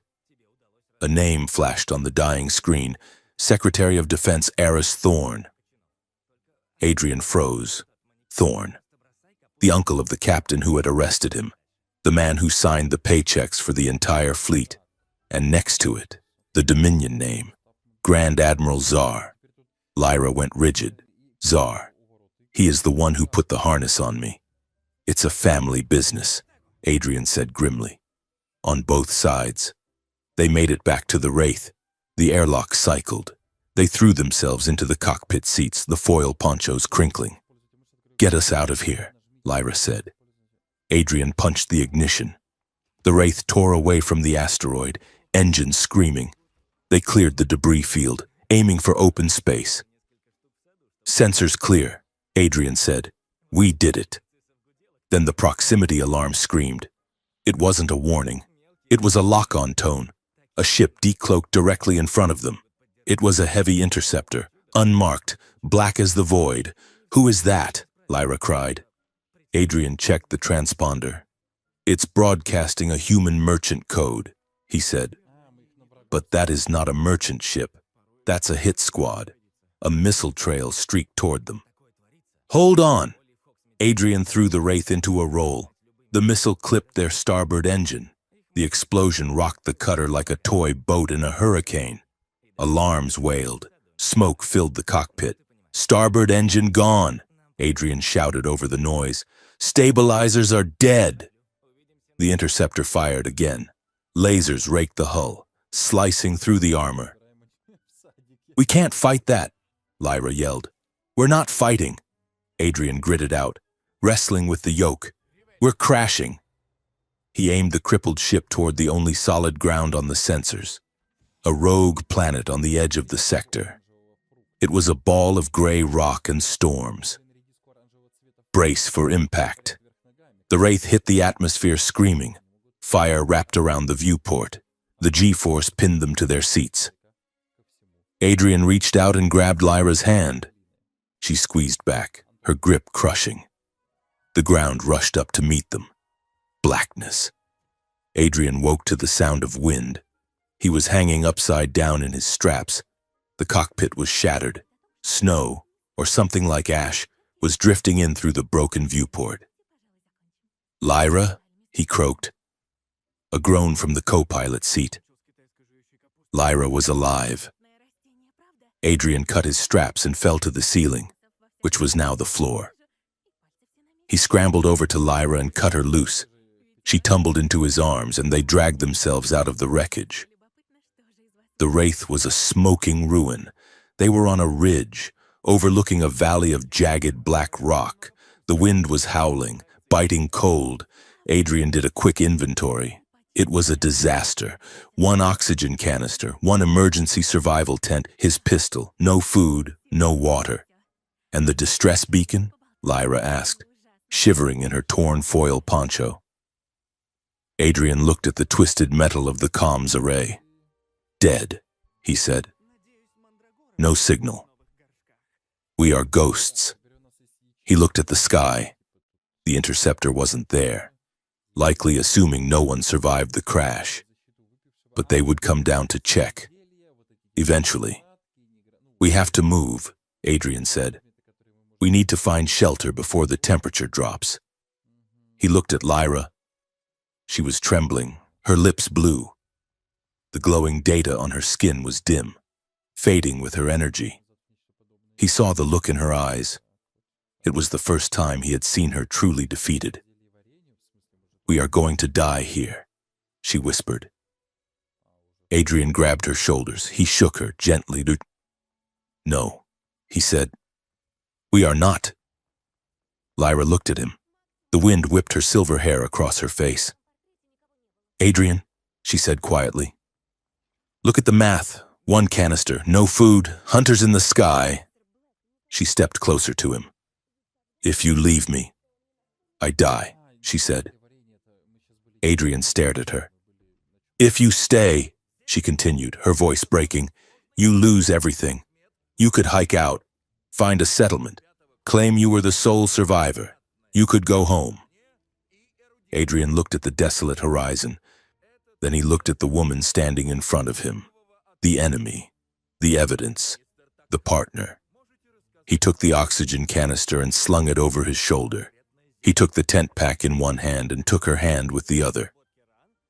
I am already home, he said. He pulled her forward, into the wind. Walk, vex. We have a war to stop. The planet was a bruise in the shape of a world.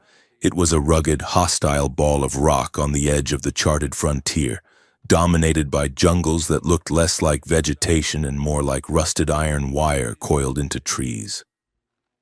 The wind screamed constantly, carrying grit that scoured the skin, and the rain fell in heavy, tepid sheets that smelled of sulfur. Sergeant Adrian Reyes and Lyra Vex had been moving for 3 days. They were not alone. Above the cloud layer, the sleek, predatory shapes of Dominion hunters prowled, scanning the surface for thermal signatures. On the ground, somewhere behind them in the mud and the gloom, were the human cleanup crews, mercenaries paid off the books to erase the evidence of the conspiracy. Adrian hacked through a dense thicket of violet vines with his combat knife. His arm burned with exhaustion. His uniform was shredded, caked in alien mud, and he was down to his last half-charge on the plasma pistol. "Keep moving," he grunted, not looking back. "We need to reach higher ground before nightfall. The thermal dampeners in the tent won't work in this humidity." Lyra followed him. She was wearing the scavenged remains of the flight suit and the foil poncho, tied at the waist with a vine. She looked like a refugee queen, muddy and exhausted, but her posture remained stubbornly upright. "This planet offends me," Lyra announced, stepping over a rotting log that hissed at her. "It is not a resort." "Vex," Adrian said. "It is cover. It is wet," Lyra corrected. "And it smells like a wet dog that has been set on fire." Adrian stopped. He looked at the clearing ahead. It was a small depression in the rock, sheltered by an overhang of metallic slate. It was dryish. "We camp here," he said, dropping the heavy survival pack. They collapsed against the rock wall. The fatigue hit them like a physical blow. Adrian forced himself up. He needed to get a fire going, not for warmth, but to boil the water they had collected from the sulfur streams. He gathered a pile of dry-looking scrub brush. He pulled out the last 2 chemical ration heaters from his pack. He cracked them, shoving them under the kindling. Nothing happened. The heaters sizzled pathetically and died. "Damn it," Adrian muttered, striking a spark with his knife and a piece of flint. The sparks flew, but the wood was too damp. It smoked and went out. "You are doing it wrong," Lyra observed from her spot on the ground. She was wringing out her silver hair. "I am open to suggestions," Adrian said, wiping sweat from his eyes. "Unless you can shoot fire from your fingers now." "I cannot shoot fire," Lyra said, standing up with a groan of effort. "But I can negotiate with the environment. This wood is not dead. It is dormant. It needs to be coaxed, not struck." She walked over to a cluster of different, darker vines near the edge of the clearing. "One must ask the land for its energy," she said, reaching out with a graceful, sweeping hand motion meant to snap a dry branch. "It is a matter of respect." She took a step forward, planting her foot on a patch of moss. The moss gave way instantly. Lyra's arms cartwheeled. Her eyes went wide.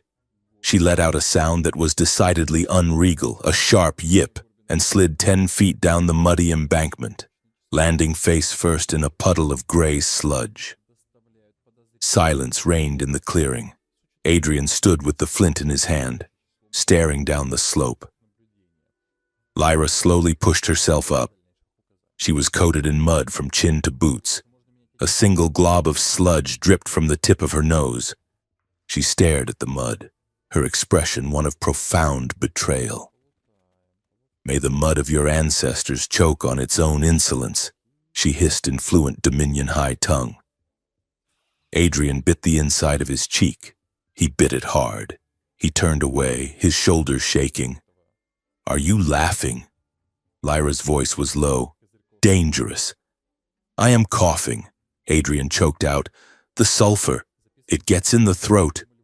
"You are laughing," Lyra accused, scrambling back up the slope, slipping twice more before she reached the top. "You are enjoying this." It was a very persuasive negotiation, Adrian said, finally turning to face her. I think the land surrendered. Lyra glared at him, but the corner of her mouth twitched. She wiped the mud from her eyes. I hate you, she said without heat. I know, Adrian said, handing her a rag. Here, clean up. I will try the flint again. They found the dome 2 hours later. It was half buried in the side of a mountain, a geodesic structure of tarnished glass and white metal. It looked like a skull emerging from the earth. The airlock was forced open, rusted in place. Adrian swept the interior with his pistol, his flashlight cutting through the gloom. Clear, he said. It was an abandoned research station. Dust lay thick on the consoles. Vines had crept in through the cracks in the glass, reclaiming the technology. But the power cells still had a faint, dying hum. They found the archives in the central lab. Rows of empty stasis tanks lined the walls, tanks that were human-sized. Adrian wiped the dust from a terminal and tapped the power icon. The screen flickered to life, bathing them in a ghostly green light. Logs, Adrian said. From 20 years ago. He played the first entry.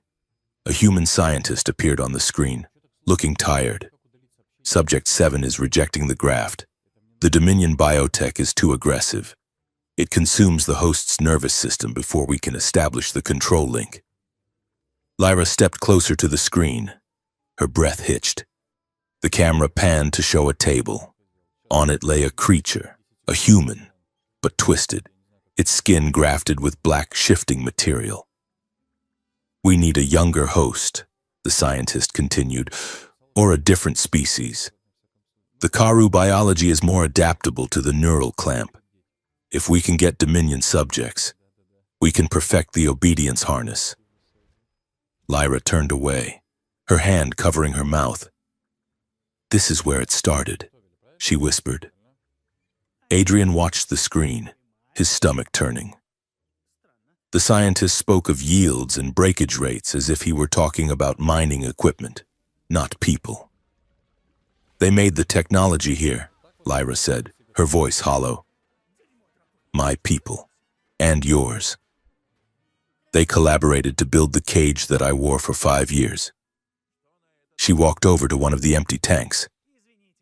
She placed her hand on the glass. They grew me to be a leader, she said softly. Or that is what they told me. But I was just a product. My beauty, my bloodline, my voice. It was all manufactured to be sold. She looked at Adrian, her eyes reflecting the green light of the terminal. The first lesson I learned in the academy was simple. She said, if you are valuable, they stop seeing you as alive. You become an asset, a bargaining chip, a weapon. You stop being a person and start being a sum of parts. Adrian walked over to her. He holstered his pistol. He thought of the tribunal, of the media drones buzzing around her, of the way Thorne had looked at her, not with hate, but with calculation. I know that feeling, Adrian said. Lyra looked at him. You are a soldier. You have power. I have utility, Adrian corrected. He sat on the edge of a rusted desk, looking at his scarred hands. I am a hammer, he said. When there is a nail, I am the most important thing in the room. When the house is built, I go back in the drawer. He looked up at her. I have spent my whole life terrified of wanting anything, he said quietly, because in a war, desire is a weakness. If you want something, they can take it from you. If you want someone, they can use them against you. He looked at Lyra, really looked at her, the mud on her cheek, the fierce intelligence in her eyes, the vulnerability she tried to hide. Men use desire as power, he said. They take what they want. I saw it on the colonies. I saw what soldiers do when they think no one is watching. He shook his head. My life lesson was different, Vex. I learned that strength isn't about what you can take. It is about what you can refuse to take. Restraint is the only thing that separates us from the machines. Lyra watched him. The silence in the dome was heavy, but it wasn't oppressive anymore. It was shared. She sat down next to him. She didn't touch him, but she leaned in, her shoulder brushing his arm. "You are a very poor hammer, Adrian," she murmured. "You think too much." The intimacy grew in the quiet spaces. Later that night, Adrian noticed Lyra limping. He made her sit on a crate and inspected her foot. Her boot had rubbed the skin raw, and the cut from the jungle trek was infected. "Hold still," he said, opening the med kit. "This will sting." He applied the antiseptic gel. Lyra hissed, her fingers digging into his shoulder. Adrian didn't flinch. He wrapped the bandage with practiced, gentle hands, his touch surprisingly light for someone so large. "There," he said, securing the clip. He looked up. Lyra was staring at him. "You are bleeding," she said. She reached out and touched a gash on his forehead, where a branch had whipped him earlier. "Sit," she commanded. Adrian sat. Lyra took the antiseptic wipe. Her face was inches from his. He could smell the rain and the faint, sweet scent of her bioluminescence. Her eyes were focused, clinical, as she cleaned the wound. But then her hand lingered. Her thumb brushed the grim beneath his eye. The clinical focus softened into something else, something tender and terrified. Adrian stopped breathing. He felt the magnetic pull of her, the sheer gravity of her presence. Lyra pulled her hand back as if she had been burned. She stood up quickly, turning her back. "We should sleep," she said, her voice tight. "We move at dawn." The dawn brought monsters. They had left the dome and were traversing a narrow canyon when the ground shook. It wasn't an earthquake. A leviathan, a native apex predator the size of a dropship, erupted from the rock face above them. It was a mass of scales and mandibles, blind and hungry, tracking them by the vibrations of their footsteps. "Run!" Adrian roared. They sprinted toward a fissure in the canyon wall. The leviathan crashed down behind them, its roar shattering the air.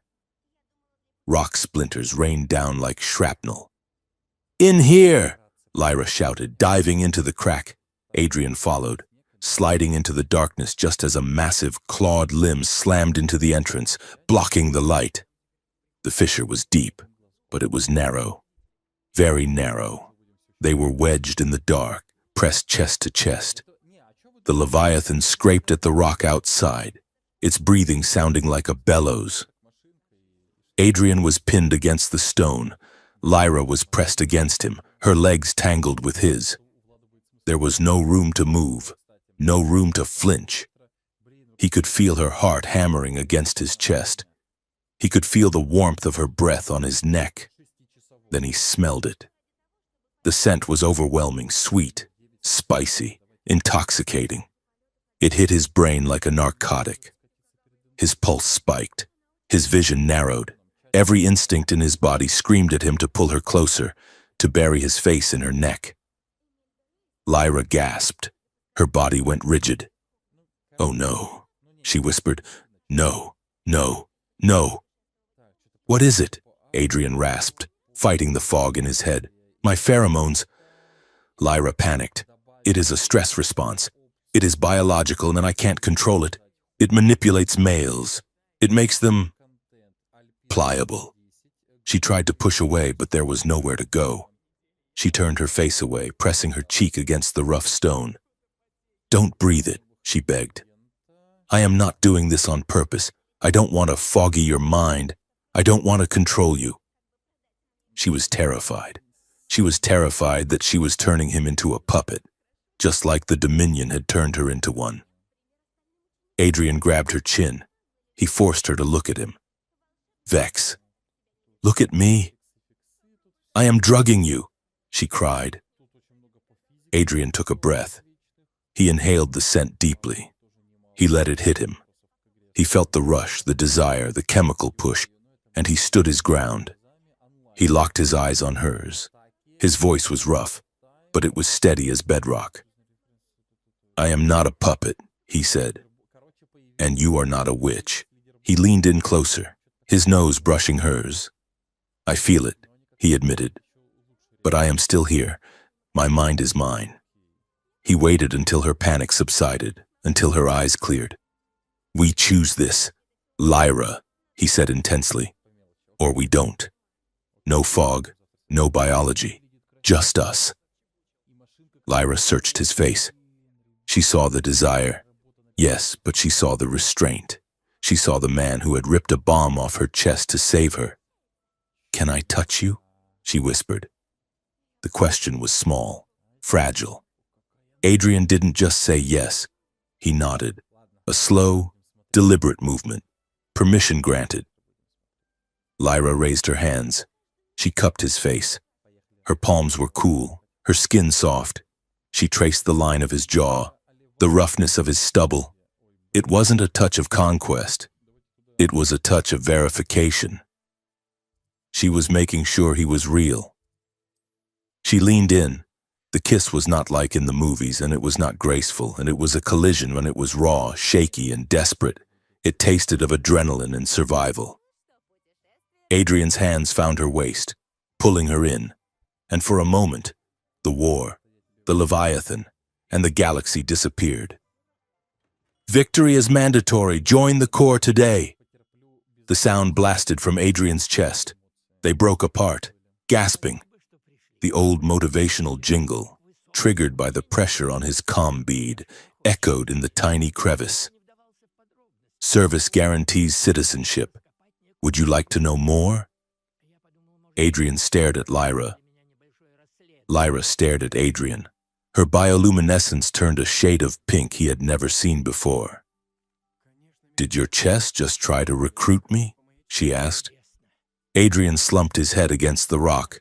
He started to laugh. It was a deep, belly laugh that released all the tension of the last hour. "I think we are over the age limit," he wheezed. Lyra started giggling. It was a contagious, bubbling sound.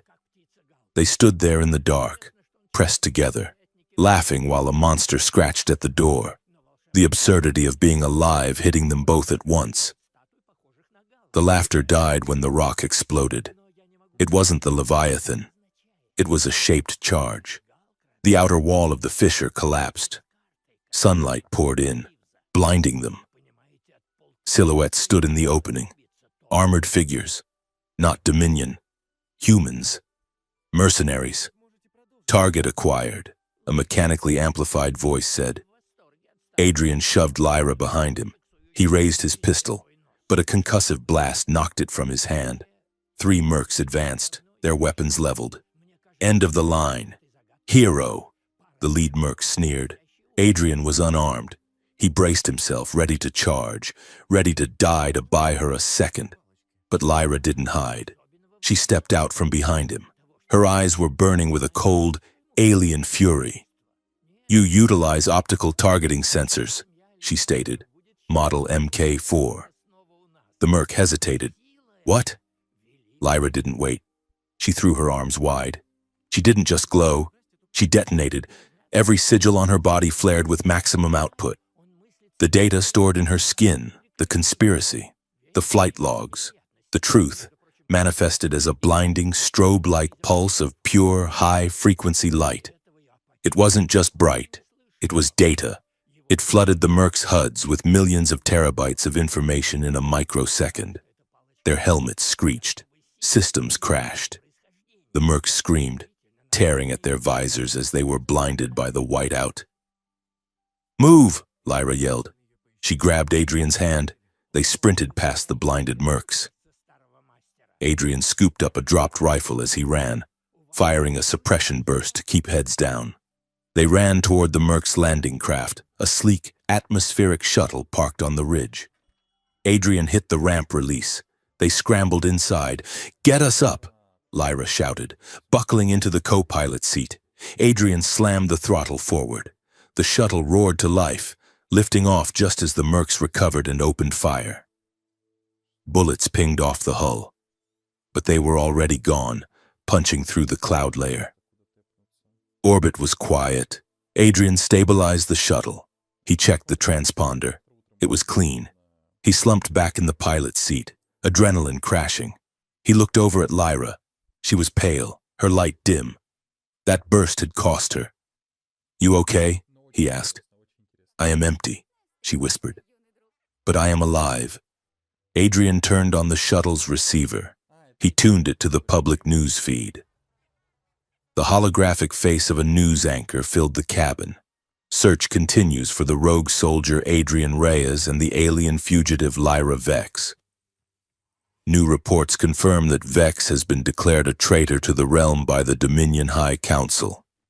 Meanwhile, the human coalition has issued a galaxy-wide warrant for Reyes, citing treason and collaboration with the enemy. The image changed. It showed two photos, one of Adrian, one of Lyra, both marked with red targets. "We are famous," Adrian muttered. Lyra looked at the screen. "Traitor," she read. She looked at Adrian. "I have no home," she said. "They have erased me." "You are not erased," Adrian said fiercely. "You are right here." He unbuckled his harness. He turned his seat to face her. The shuttle cabin was small, cramped. The air was recycled and warm. The tension from the cave came rushing back. But this time, there was no fear. There was only the heavy, undeniable pull of two people who had survived the end of the world together. Adrian reached out. He took her hand. Lyra looked at him. Her eyes searched his face. She leaned forward. The space between them vanished. Adrian's hand moved to her waist. Lyra's hand moved to his neck. It was happening. The line they had drawn was blurring. The desire was a physical weight in the room. Lyra pulled him closer. Her lips parted. She wanted this. She wanted him to make the fear go away. She wanted to lose herself in him.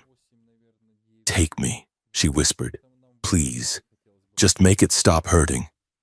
The words hit Adrian like a bucket of ice water. "Make it stop hurting." He froze. He looked at her. He saw the desperation. He saw a woman who had been used, trafficked, and weaponized her entire life. A woman who was used to giving her body to survive. He could kiss her. He could take her right here and she would let him. She would welcome it. But he would be taking advantage of her pain. He would be using her trauma to feed his desire. He would be just like them. Adrian pulled back. He took a breath, shaky and ragged. He placed his hands on her shoulders and gently, firmly, pushed her back into her seat. "No," he said. Lyra looked at him confused, hurt. You do not want me?" Adrian laughed, a sad, broken sound. "Vex, I want you so much it hurts my teeth. I want you more than I want air." "Then why?" "Because you are scared," Adrian said, his voice rough. "You are running from the pain, and I refuse to be the drug you take to forget." He leaned in, holding her gaze. "I will not be another man who takes from you under pressure. I will not be another thing that happens to you. When we do this, and we will do this, it will be because you are happy, not because you are desperate." Lyra stared at him. Her chest heaved. She looked at his hands, hands that could kill, hands that were trembling with the effort of not touching her. She saw the respect. She saw the absolute ironclad refusal to exploit her. Tears welled in her eyes, not tears of sadness, tears of relief.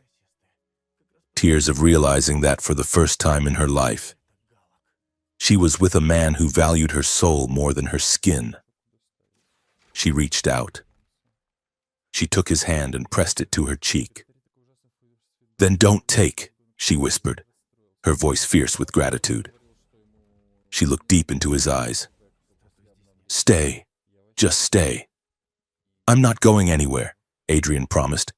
He squeezed her hand. Now, he said, turning back to the console, his voice shifting back to the soldier. We have a warrant to ignore, and a conspiracy to burn. What is the plan? Lyra asked, wiping her eyes. Adrian pointed to the nav computer. We go back to the heart of the beast, he said. We go to the capital. Lyra looked at the star chart. The capital station, the most heavily fortified place in the galaxy. That is suicide, she said. No, Adrian said, a grim smile touching his lips. It is a coup. He punched the coordinates. They know the truth is coming. Vex, let's not keep them waiting. The capital ring station was a halo of diamond and steel floating above Earth, a spinning monument to human bureaucracy and excess. It was a place where wars were declared over champagne and soldiers were spent like loose change. The stolen shuttle docked in the commercial district, blending in with 1,000 other transport vessels. Inside, the air was thick with tension and the smell of hairspray. Stop fidgeting, Lyra Vex commanded. You are wrinkling the silk. Sergeant Adrian Reyes stood in the cramped airlock, staring at his reflection in the polished metal. He was not wearing armor. He was wearing a voluminous, shimmering robe of midnight blue, cinched with a gold sash that felt ridiculous. He wore a monocle that projected a false retinal ID and a stiff, high collar that itched.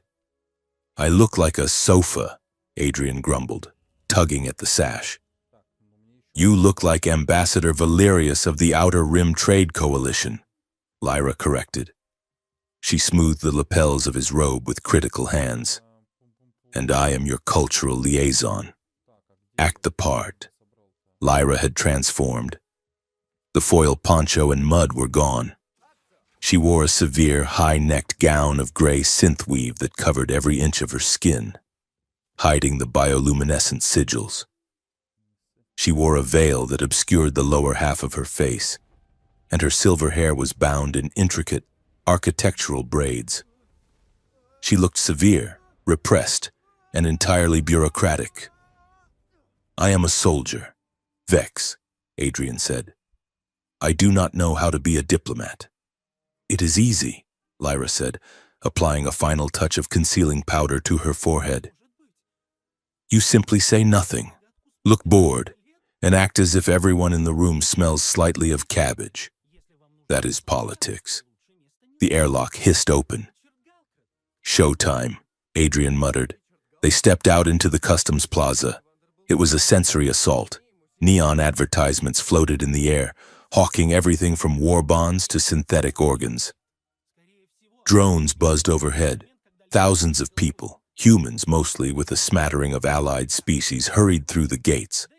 Adrian walked with his usual predator's gait, shoulders tight, head on a swivel, scanning for threats.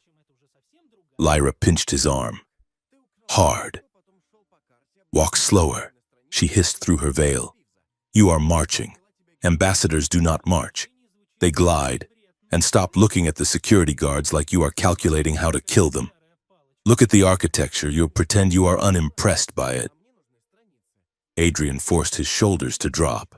He slowed his pace. He looked at a massive statue of a human admiral and tried to look unimpressed. Better, Lyra whispered.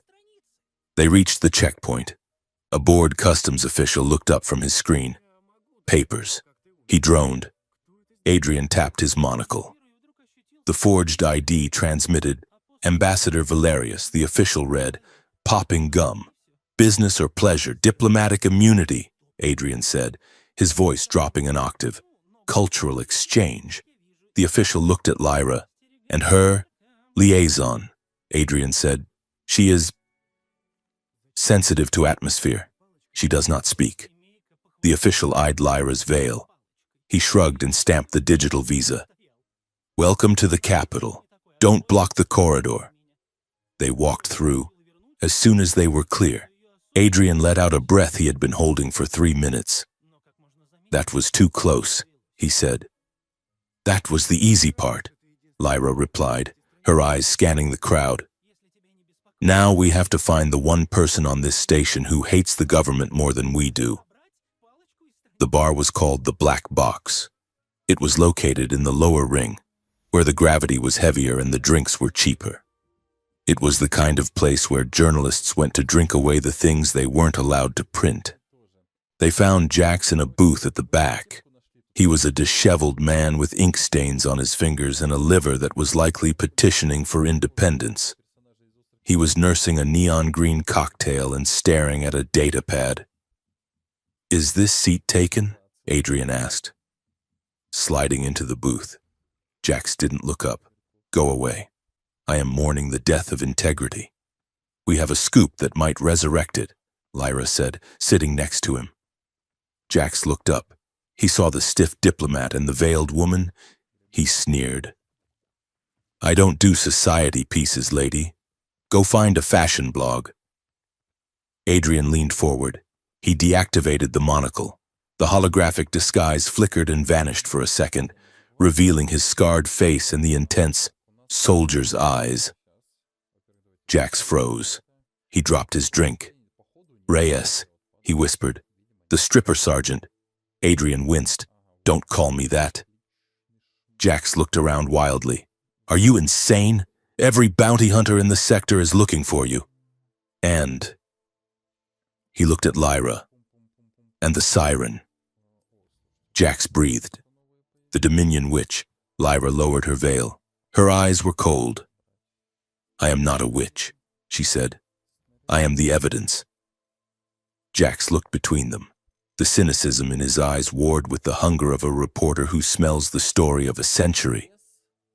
"Why come to me?" Jax asked. "I wrote the article about you. I called you a barbarian. We read it."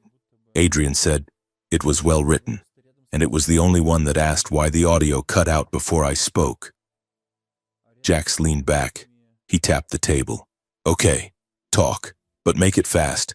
If security scans you, we are all dead." Lyra placed her hand on the table. She pulled back the sleeve of her gray gown. "Watch," she said. The sigils on her wrist flared. She pushed the data, the flight logs, the financial transfers, the names into Jax's data pad. Jax watched the numbers scroll. His eyes grew wider and wider. He started sweating. This isn't just a cover-up," he stammered. "No," Adrian said. "It is a business model." Jax scrolled faster. "Thorn. Admiral Czar. The first strike fabrication." He looked up, his face pale. "It is a machine," he said, his voice shaking. "It is not just two guys. It is the contractors who build the ships. It is the mining corps that strip the colonies.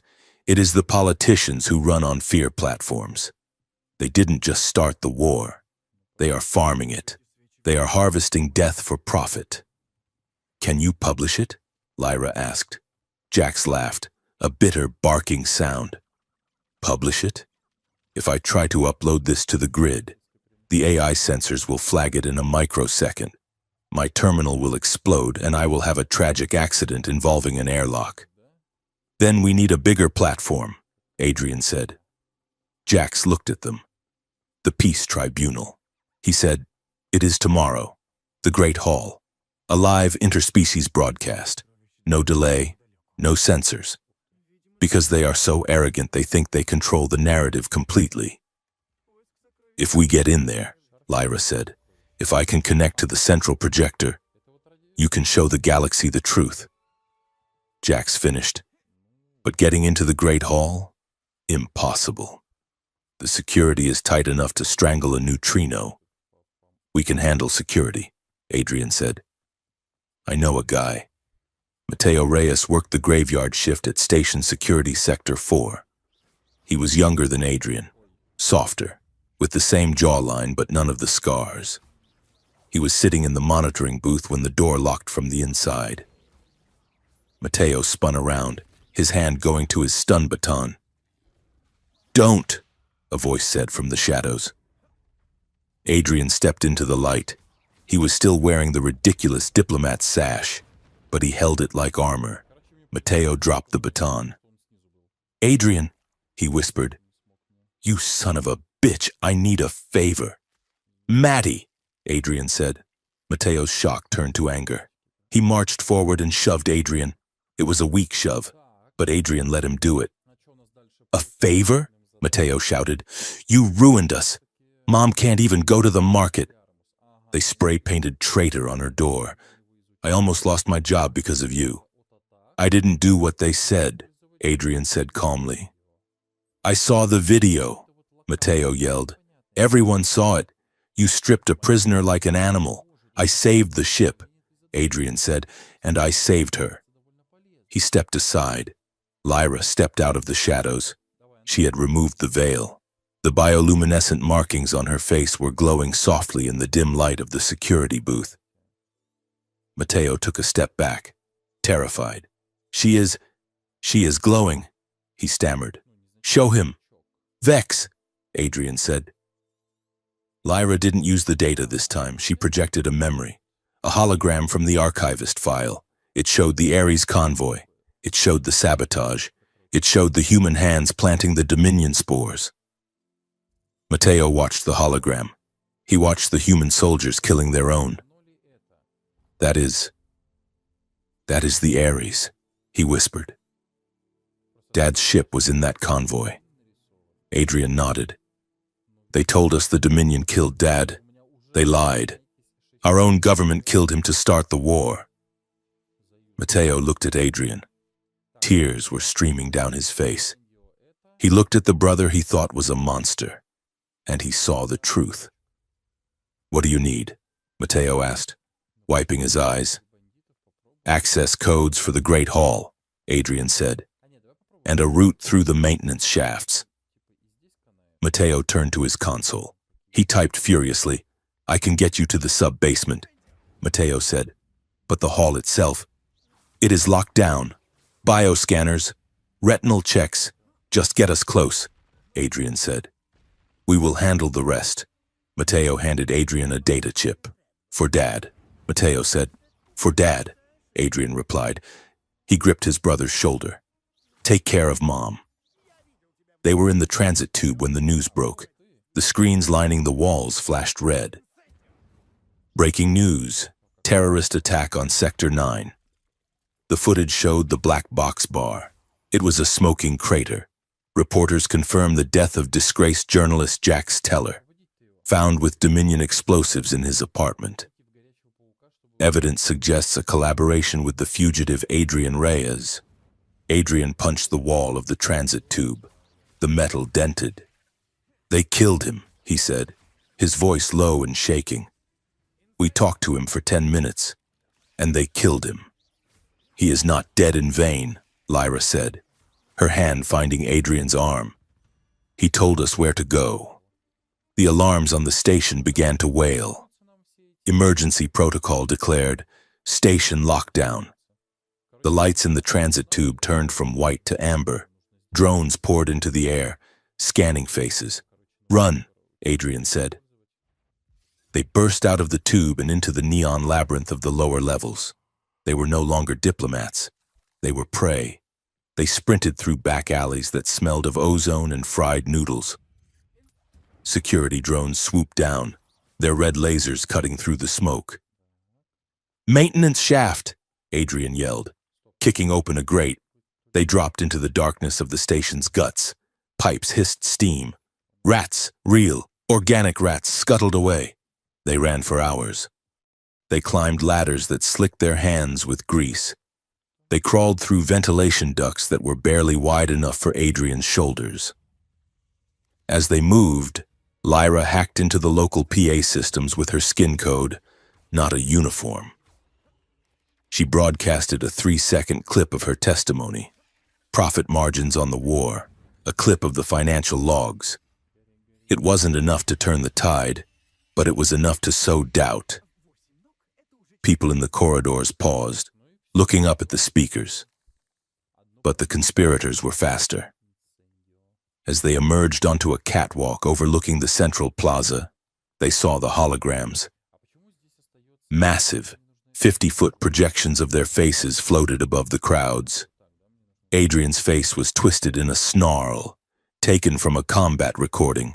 Underneath, in burning red letters, "The Predator." Lyra's face was shown from a propaganda poster, beautiful and alien. Underneath, the siren. The crowd below was chanting, "Kill the beast, burn the witch." They stopped on the catwalk, hidden by the shadows of a ventilation fan. Adrian stared at his own face. "That is how they see me," he said dully. "A monster, a savage who hurts women." Lyra looked at her image. "And I am the seductress," she whispered, "the alien who tricked the good soldier." She leaned against the railing, the weight of the hatred almost crushing her. "Adrian," she said, "we cannot win this. The world wants a simple story. They want a villain they can hate. It is easier than thinking." Adrian looked away from the hologram. He looked at Lyra. He saw the dirt on her face, the exhaustion, the light that refused to go out. "Then we give them a better truth," he said. He grabbed her hand. "They don't want a villain, Vex. They want a reason. They are scared. We have to show them they are scared of the wrong people." They reached the prep room behind the Great Hall. It was a storage closet filled with cleaning supplies and discarded ceremonial bunting. They had 10 minutes before the tribunal began. "We cannot walk in as a diplomat and a liaison," Adrian said. "The bioscanners are active. They will flag me as human and you as Dominion. The mix is illegal in this sector." "There is one exception," Lyra said. She was pacing, her mind working through the alien legal codes she had memorized. "Sanctuary law," she said. "Clause 4, a bonded pair." "What is that?" "It is an ancient Karu protocol," Lyra explained. "If a Dominion highborn is life-bonded to a human, they are considered a single diplomatic entity. The scanners treat them as a neutral unit." "Life-bonded?" Adrian asked. "You mean married?" "More than married," Lyra said. "Soul-linked. It implies a biological and spiritual fusion. It is rare and very specific." She looked at Adrian, critically. "You have to act like a consort." "A consort?" Adrian raised an eyebrow. "Yes. You must walk 3 paces behind me. You must keep your head lowered, and you must radiate absolute, adoring submission." Adrian stared at her. "I am a sergeant in the Recon Corps," he said. "I do not do adoring submission." "You do if you want to get through that door," Lyra said. She grabbed him by the shoulders. "And your posture is terrible," she added, poking him in the spine. "You stand like a loaded gun. You need to stand like a weeping willow." "A willow?" Soft, pliable, curved. Adrian tried to slump. He looked like he was having a stroke. Lyra laughed. It was a short, sharp sound, but it broke the tension. "Terrible," she said. "You are the stiffest biological entity I have ever met." She fixed his sash. Her hands lingered on his chest. The laughter died. The room was small. The air was charged. They were about to walk into a room full of people who wanted to execute them. Lyra looked up at him. Her eyes were wide, dark pools. "Adrian," she whispered. She stepped closer. The consort act fell away. The diplomat disguise fell away. "I am scared," she admitted. "Not of dying. I am scared. I'm scared because I want you to hold me. And I know we have to go out there and pretend to be lovers." She trembled. "I don't want to pretend," she said. "The intensity, it scares me." Adrian looked down at her. He felt the pull, the gravity he had spoken of. It wasn't just physical. It was the absolute certainty that this woman was the other half of his soul. He reached out and tucked a stray strand of silver hair behind her ear. "It scares me too," he said. It feels like falling without a chute. He leaned in, his forehead resting against hers. But I am not going to cage you, Vex. And I am not going to cage myself. He pulled back slightly, looking into her eyes. We go out there. We burn their lies down. And if we survive, we figure this out. Not as a bonded pair. Not as a soldier and a siren, just as Adrian and Lyra. Lyra nodded. She took a deep breath. She straightened her spine, regal and fierce. Okay, she said. Consort Valerius. Yes, highborn, Adrian said, managing a half-bow that was actually graceful. Let's go crash a party. The Great Hall was a cathedral of light.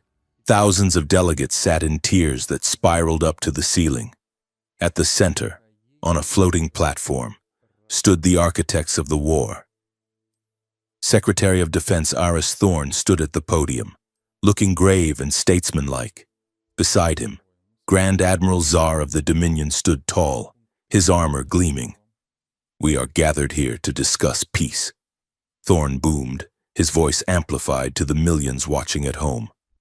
But peace cannot exist while terrorists seek to undermine our security. The rogue elements, the heavy doors at the back of the hall didn't just open, they were thrown wide. The sound echoed through the chamber like a thunderclap. Silence fell. Every head turned, every camera swiveled. Walking down the center aisle was not a terrorist. It was a queen. Lyra Vex walked with a grace that made the air seem thick. Her gray gown flowed around her like smoke. She held her head high, her eyes locking onto the podium.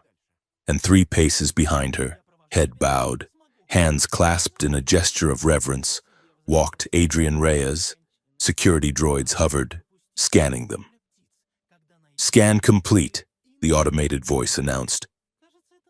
Entity recognized, bonded pair, diplomatic immunity active. A murmur of confusion rippled through the hall. Thorne stopped speaking. Admiral Czar narrowed his eyes. They walked to the base of the platform. Lyra stopped. She looked up at the men who had built her cage. Thorne recovered first. He smiled, a cold, oily smile. Ms. Vex, he said, his voice dripping with false condescension. How theatrical. We were just discussing your surrender. I am not here to surrender, Lyra said. Her voice was not amplified, but it carried to the rafters. Admiral Czar stepped forward. You are a traitor to your blood, child. You have mated with a human animal. You are unclean. Adrian flinched, his hand twitching toward the pistol hidden in his sash. But he held his pose. Restraint, he reminded himself. Strength is restraint. Lyra smiled. It was a terrifying expression. I have not mated with an animal. Admiral, she said. I have allied with a human. She stepped onto the platform. The cameras were zoomed in tight. The galaxy was watching. You told them he stripped me, Lyra said, pointing at Adrian. You told them he violated me. You used my body to sell your war. She reached for the collar of her gray gown. Thorne realized what was happening. Cut the feed, he shouted. Cut the... It was too late. Lyra grabbed the fabric. You all watched him tear off my clothes, she said, her voice rising, ringing like a bell. She ripped the gown. It tore down the middle, falling away from her body in a heap of gray silk. Underneath, she was wearing nothing but light. The bioluminescent sigils on her skin were blazing. The data, the flight logs, the bank transfers, the emails between Thorne and Czar scrolled across her flesh in living, undeniable neon. She stood there, naked and armored in truth, a beacon in the center of the hall.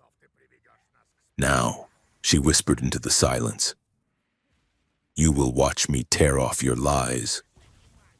The great hall of the Capitol Ring Station was no longer a place of diplomacy. It was a coliseum. The air was thick with the heat of thousands of bodies and the hum of recording drones that hovered like carrion flies. On the central holographic sphere, suspended above the terrified and fascinated delegates, the footage played on an endless loop. It was the clip. The 3 seconds that had started the fire. Adrian Reyes, grimy and desperate, lunging, the black fabric tearing. Lyra Vex's skin exposed. The crowd watched it with a mixture of revulsion and voyeuristic hunger. They jeered. They whispered. The narrative was being hammered into their skulls by the 2 men standing on the raised dais. Secretary of Defense Aris Thorne and Grand Admiral Czar.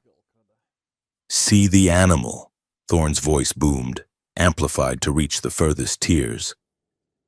"See how he treats the dignity of a high-born officer. This is not a soldier. This is a predator." Adrian stood in the center of the intake circle, stripped of his diplomat's disguise. He was back in his worn undersuit, his hands bound in magnetic cuffs. Beside him stood Lyra, but she was not glowing. Immediately after her defiant display on the platform, security forces had swarmed them. Under the guise of restoring public decency, they had forced a heavy hooded robe of white synth velvet over her. It covered her from chin to floor. It was heavy, stiff, and suffocating. They stood alone in the circle of light, the subjects of a galaxy-wide show trial. Sergeant Reyes, the presiding judge, a puppet appointed by Thorne, intoned, "You have refused to enter a plea. You have refused to apologize. Do you have any final words before sentencing?" Adrian looked up. He looked at the screen playing the loop of him ripping the suit. Then he looked at the faces of the crowd. He saw hatred. He saw fear. "I do not have an apology," Adrian said. His voice was rough, unamplified, but in the acoustically perfect hall, it carried. Thorne smiled, leaning on the podium. "Of course not. Brutes rarely apologize for their nature." "I do not apologize," Adrian continued, raising his voice, "because I did not strip a prisoner. I disarmed a biological weapon." "Lies!" Admiral Czar shouted, slamming his fist on the railing. The high-born Vex was wearing ceremonial armor. "You violated her personhood to humiliate the Dominion." Adrian turned to face the Admiral. He looked him dead in the eye. "It was a spore harness," Adrian said flatly. "It was set to bloom. It was designed to kill everyone in that intake bay, including her." He swept his gaze across the room. "You call it savagery. I call it a bomb disposal. And the only reason you are angry is because the bomb didn't go off." A murmur rippled through the crowd. The certainty was cracking. Thorne sensed the shift. He pressed a button on his console. "The sergeant is clearly delusional," Thorne said smoothly. "Suffering from combat stress. However, to put these wild accusations to rest, we have allowed neutral observers to scan the prisoner." The doors opened. A team of Voltus technicians, tall, energy-based beings known for their absolute neutrality, glided in, pushing a massive sensor array. Admiral Czar stepped down from the podium, placing his hand on his weapon. "I object," Czar roared. "This is a violation of Dominion cultural protocols. The Highborn is in a state of ritual mourning. To scan her now, to force her to reveal her bioluminescence, is a sacrilege." Thorne feigned concern. "Admiral, surely we have nothing to hide." "She is clothed in the robe of silence," Czar argued, gesturing to the heavy white garment Lyra was wearing. "To remove it or scan through it is forbidden." Adrian looked at Lyra. She was standing perfectly still. Too still. He looked at the white robe. It looked heavy, innocent enough. But then he saw it. The fabric at her throat gave a sudden, sharp twitch. It wasn't a fold in the cloth. It was a contraction. Adrian's stomach dropped. He focused his eyes, zooming in with the precision of a sniper. The white velvet wasn't just fabric. Beneath the surface weave, he saw the faint rhythmic pulsing of synthetic muscle fibers. It was tightening. He looked at Lyra's face. She was staring straight ahead, her eyes wide and glassy. A bead of sweat rolled down her temple. She was trying to breathe, but her chest wasn't expanding. The robe was compressing her ribcage. Adrian looked at Tsar. The Admiral wasn't trying to stop the scan because of culture. He was trying to stop it because the robe was a dampener. It was a second control layer, designed to crush the bioluminescence, to suppress the data stored in her skin, and to keep her silent.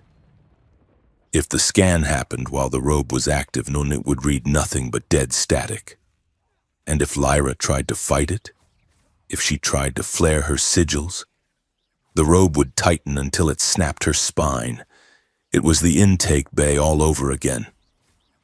"Lyra?" Adrian whispered. She didn't answer. She couldn't. Her eyes darted to him, filled with a familiar, terrifying panic. "Help me." Adrian didn't think. He didn't weigh the political consequences. He didn't care about the cameras or the guards or the fact that he was handcuffed. He moved. He spun his body, snapping the magnetic cuffs against the weak point of the sensor array as the technicians passed him. Sparks flew. The magnets shorted. His hands fell free. "Stop him!" Thorne screamed. Adrian lunged at Lyra. The crowd gasped, a collective intake of breath that sucked the air out of the room. On the screens above, the old clip played. Adrian lunging. In the circle below, the reality mirrored the past.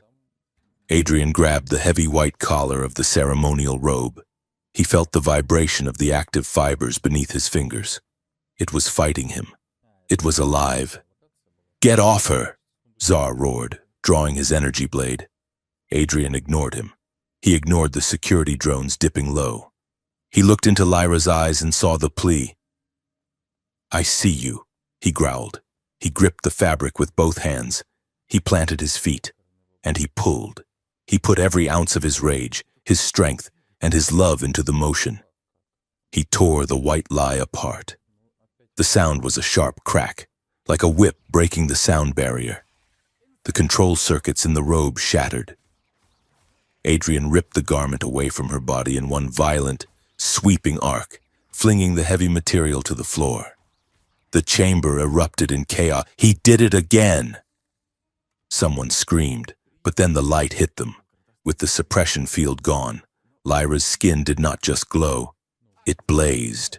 The data she had absorbed from the archivist, the flight logs, the bank transfers, the emails, the death orders, erupted across her body in a blinding constellation of azure and violet light. She was a living star map of corruption. The Voltus technicians didn't wait. They swung their sensors toward her. Scan complete. The automated voice of the machine boomed, overriding the shouting crowd. Data verified. Source, Dominion Naval Command. Integrity, 100%. Timestamp, valid. The room froze. The giant screens above flickered. The loop of Adrian ripping the clothes vanished. In its place, Lyra's skin projected the truth. The video of the Ares convoy played, huge and undeniable. The human soldiers planting the spores. The Dominion ships waiting to record the attack. The timestamp showing it happened 3 days before the declaration of war. Then the financial record scrolled. Transfer, 3 billion credits. From Thorne Defense Industries to Admiral Tsar, personal account. The silence in the Great Hall was absolute. It was the silence of a world stopping on its axis. Lyra stood in the center of the debris of the white robe. She was breathing hard, her chest heaving with freedom. She looked up at the podium, her body glowing with the evidence that would hang them all. "The clothes were never clothes," she said, her voice trembling with fury. "They were cages. And you are all watching the man who broke the lock." She pointed a shaking finger at Thorne. "You wanted a show?" she cried out. You wanted to see what was underneath? She threw her arms wide, the light intensifying until it was painful to look at. Here it is. Look at the price of your stock. Look at the blood on your ledger. Thorn's face was the color of ash. He hammered the console. Kill the feed. Blackout. Emergency protocol Omega. The lights in the hall flickered. The screens went dark. Thorn was trying to kill the broadcast, to bury the truth in darkness. But he had forgotten who he was dealing with. Lyra closed her eyes. She reached out with her mind, connecting to the station's grid through the bioluminescent interface in her blood. No, she whispered. Her sigils flared white. The screens blasted back to life. Not just in the hall, everywhere. On the station, on the ships in orbit, on the news feeds back on Earth, on the Dominion homeworld. She overrode the blackout. She forced the signal out. You cannot hide this, Lyra screamed, her voice merging with the station's audio system. The light is the truth. On the podium, Admiral Zar realized it was over.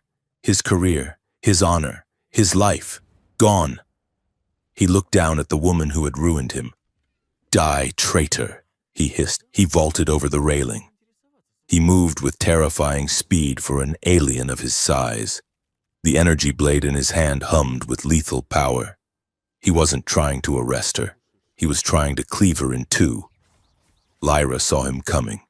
She froze, her energy spent on the broadcast. But she wasn't alone. Adrian didn't have a weapon. He didn't have armor. But he had the instinct that had kept him alive in the void. He stepped in front of her. He didn't try to block the blade with his hands. He stepped into the arc of the swing, taking the hit with his body to shield hers. The energy blade slashed down. It caught Adrian across the left shoulder and chest, cauterizing the wound as it cut. Adrian grunted, a short, sharp sound of impact, and went down to one knee. But he didn't fall. He grabbed Zar's wrist with his remaining strength, stopping the second strike. Security! A voice roared. It wasn't Thorn. It was Mateo Reyes. Mateo and a squad of station security guards rushed the circle, their stun batons crackling. They didn't target Adrian. They tackled Admiral Zar, piling onto the alien warlord and dragging him to the deck. On the podium, Thorn backed away, looking for an exit. He found his path blocked by 3 Human Alliance generals. They looked at the screen showing the Ares betrayal. They looked at Thorn. They put their hands on their sidearms. Sir, one of the generals said coldly, you are under arrest for high treason. Thorn opened his mouth to argue, but the general slammed him against the wall, cuffing him. In the center of the hall, the chaos seemed miles away. Adrian was on his knees. Smoke rose from the slash across his chest. His face was gray, sweat cutting through the grime. Lyra dropped beside him, and she didn't care about the cameras, and she didn't care about the politics. Adrian, she cried, her hands hovering over the wound, afraid to touch the burn. I'm okay. Adrian wheezed, his teeth gritted, purely cosmetic. Chicks dig scars, right? You idiot, Lyra sobbed, a tear tracking through the glowing sigils on her face. You foolish, wonderful idiot. You took the blade. Adrian looked up at her. His vision was blurring, but she was the clearest thing he had ever seen. I told you, he whispered. I'm not going anywhere. Lyra looked around. The hall was in uproar. The conspirators were in chains. The truth was out. She looked into the nearest camera drone, which had drifted low to capture the fallen soldier. She didn't speak with the anger of a revolutionary. She spoke with the exhaustion of a survivor. Look at him, she said softly to the galaxy. You called him a savage. You called him a monster because he tore a piece of cloth. She placed her hand gently on Adrian's uninjured shoulder. He is the only man in this room who knew that honor is not about what you wear. It is about what you are willing to sacrifice to protect someone else. She looked up, her eyes fierce. The war is over. The machine is broken, and we are done being your pawns. She slumped against Adrian, her forehead resting on his. Medical! Someone shouted. Get a medic in here! As the darkness encroached on Adrian's vision, the last thing he felt was Lyra's hand in his, holding on as if she would anchor him to the earth by sheer will. The aftermath was not a parade. It was a dissection. The human coalition government collapsed within 48 hours. The Dominion High Council fractured into civil war, with the moderates using Lyra's evidence to purge the hardliners. The peace treaty was signed 2 weeks later. It wasn't signed with fanfare. It was signed in a quiet room by tired people who had seen the footage of the Ares and realized they had been killing each other for a lie. Lyra Vex was granted protected status. She was hailed as a hero in the core worlds and a saint in the Dominion colonies. The siren posters were torn down. Adrian Reyes was cleared of all charges. He was offered his rank back. He was offered a medal. He was offered a book deal. He turned them all down. The balcony overlooked the curve of the station's habitation ring. Below, the artificial atmosphere was simulating a sunrise. The light bled from purple to gold, washing the metal city in a promise of warmth. Adrian stood at the railing. His left arm was in a sling, the synthetic skin graft still healing over the burn. He wore civilian clothes, a simple shirt and trousers. He felt lighter, but also strangely untethered. The door hissed open behind him. Lyra stepped out. She was wearing a loose tunic of blue linen, no robes, no armor, no gowns. Her silver hair was loose, catching the morning light. The sigils on her skin were dim, pulsing with a slow, contented rhythm. "You are up early," she said, coming to stand beside him. "Couldn't sleep," Adrian said. The silence. "It's loud."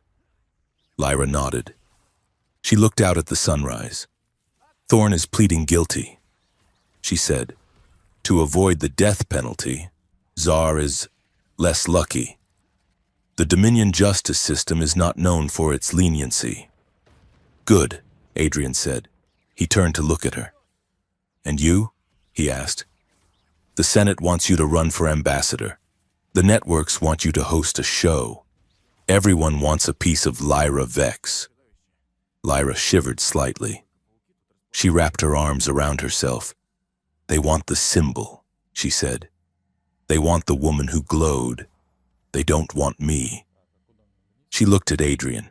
Her eyes were vulnerable, stripped of the defenses she had worn for so long. "What do you want?" "Vex," Adrian asked softly. "When the cameras turn off, when the war machine stops watching, what is left?" Lyra looked at the horizon. She thought about the harness, the robes, the gray gown, the layers upon layers of control she had been forced to wear. "I want a life where nobody has to be torn open to be believed," she said. The words hung in the air, simple and devastating. She turned to Adrian. "I want to be able to say no and have it heard. I want to say yes and have it believed. I want to wear clothes because I am cold, not because I am hiding." She reached out and touched the sling on his arm. "And I want to be with the man who saw me when I was invisible." Adrian looked at her. He saw the scars on her soul, and she saw the scars on his body. They were both broken things, glued back together by a desperate, impossible trust. He reached out with his good hand and took hers. "That sounds like a plan," he said. "It won't be easy," Lyra warned. "There are still people who hate us, extremists, zealots. We will be hunted." "I know," Adrian said. "We will have to hide," she added. "I know." She looked at him, searching for doubt. "Are you sure?" Adrian, you could be a hero here, and you could have everything. Adrian squeezed her hand. I have everything, he said. He pulled her closer. There was no pheromone fog this time, no adrenaline, no impending death. Just the quiet, terrifying intimacy of choice. He leaned down and kissed her. It was slow, deliberate, and filled with a profound, aching gentleness. It was a promise. When they pulled apart, Lyra rested her head on his chest. Where do we go? She asked. Adrian looked at the stars fading in the dawn light. Anywhere we want, he said. He looked at the woman who had been a weapon and the soldier who had been a tool, standing together in the light. We start by walking out the front door, he said. Together? Together. They turned away from the railing, away from the station and the politics and the noise. They walked back inside, the door sliding shut behind them, leaving the sunrise to the rest of the galaxy. They had their own light now,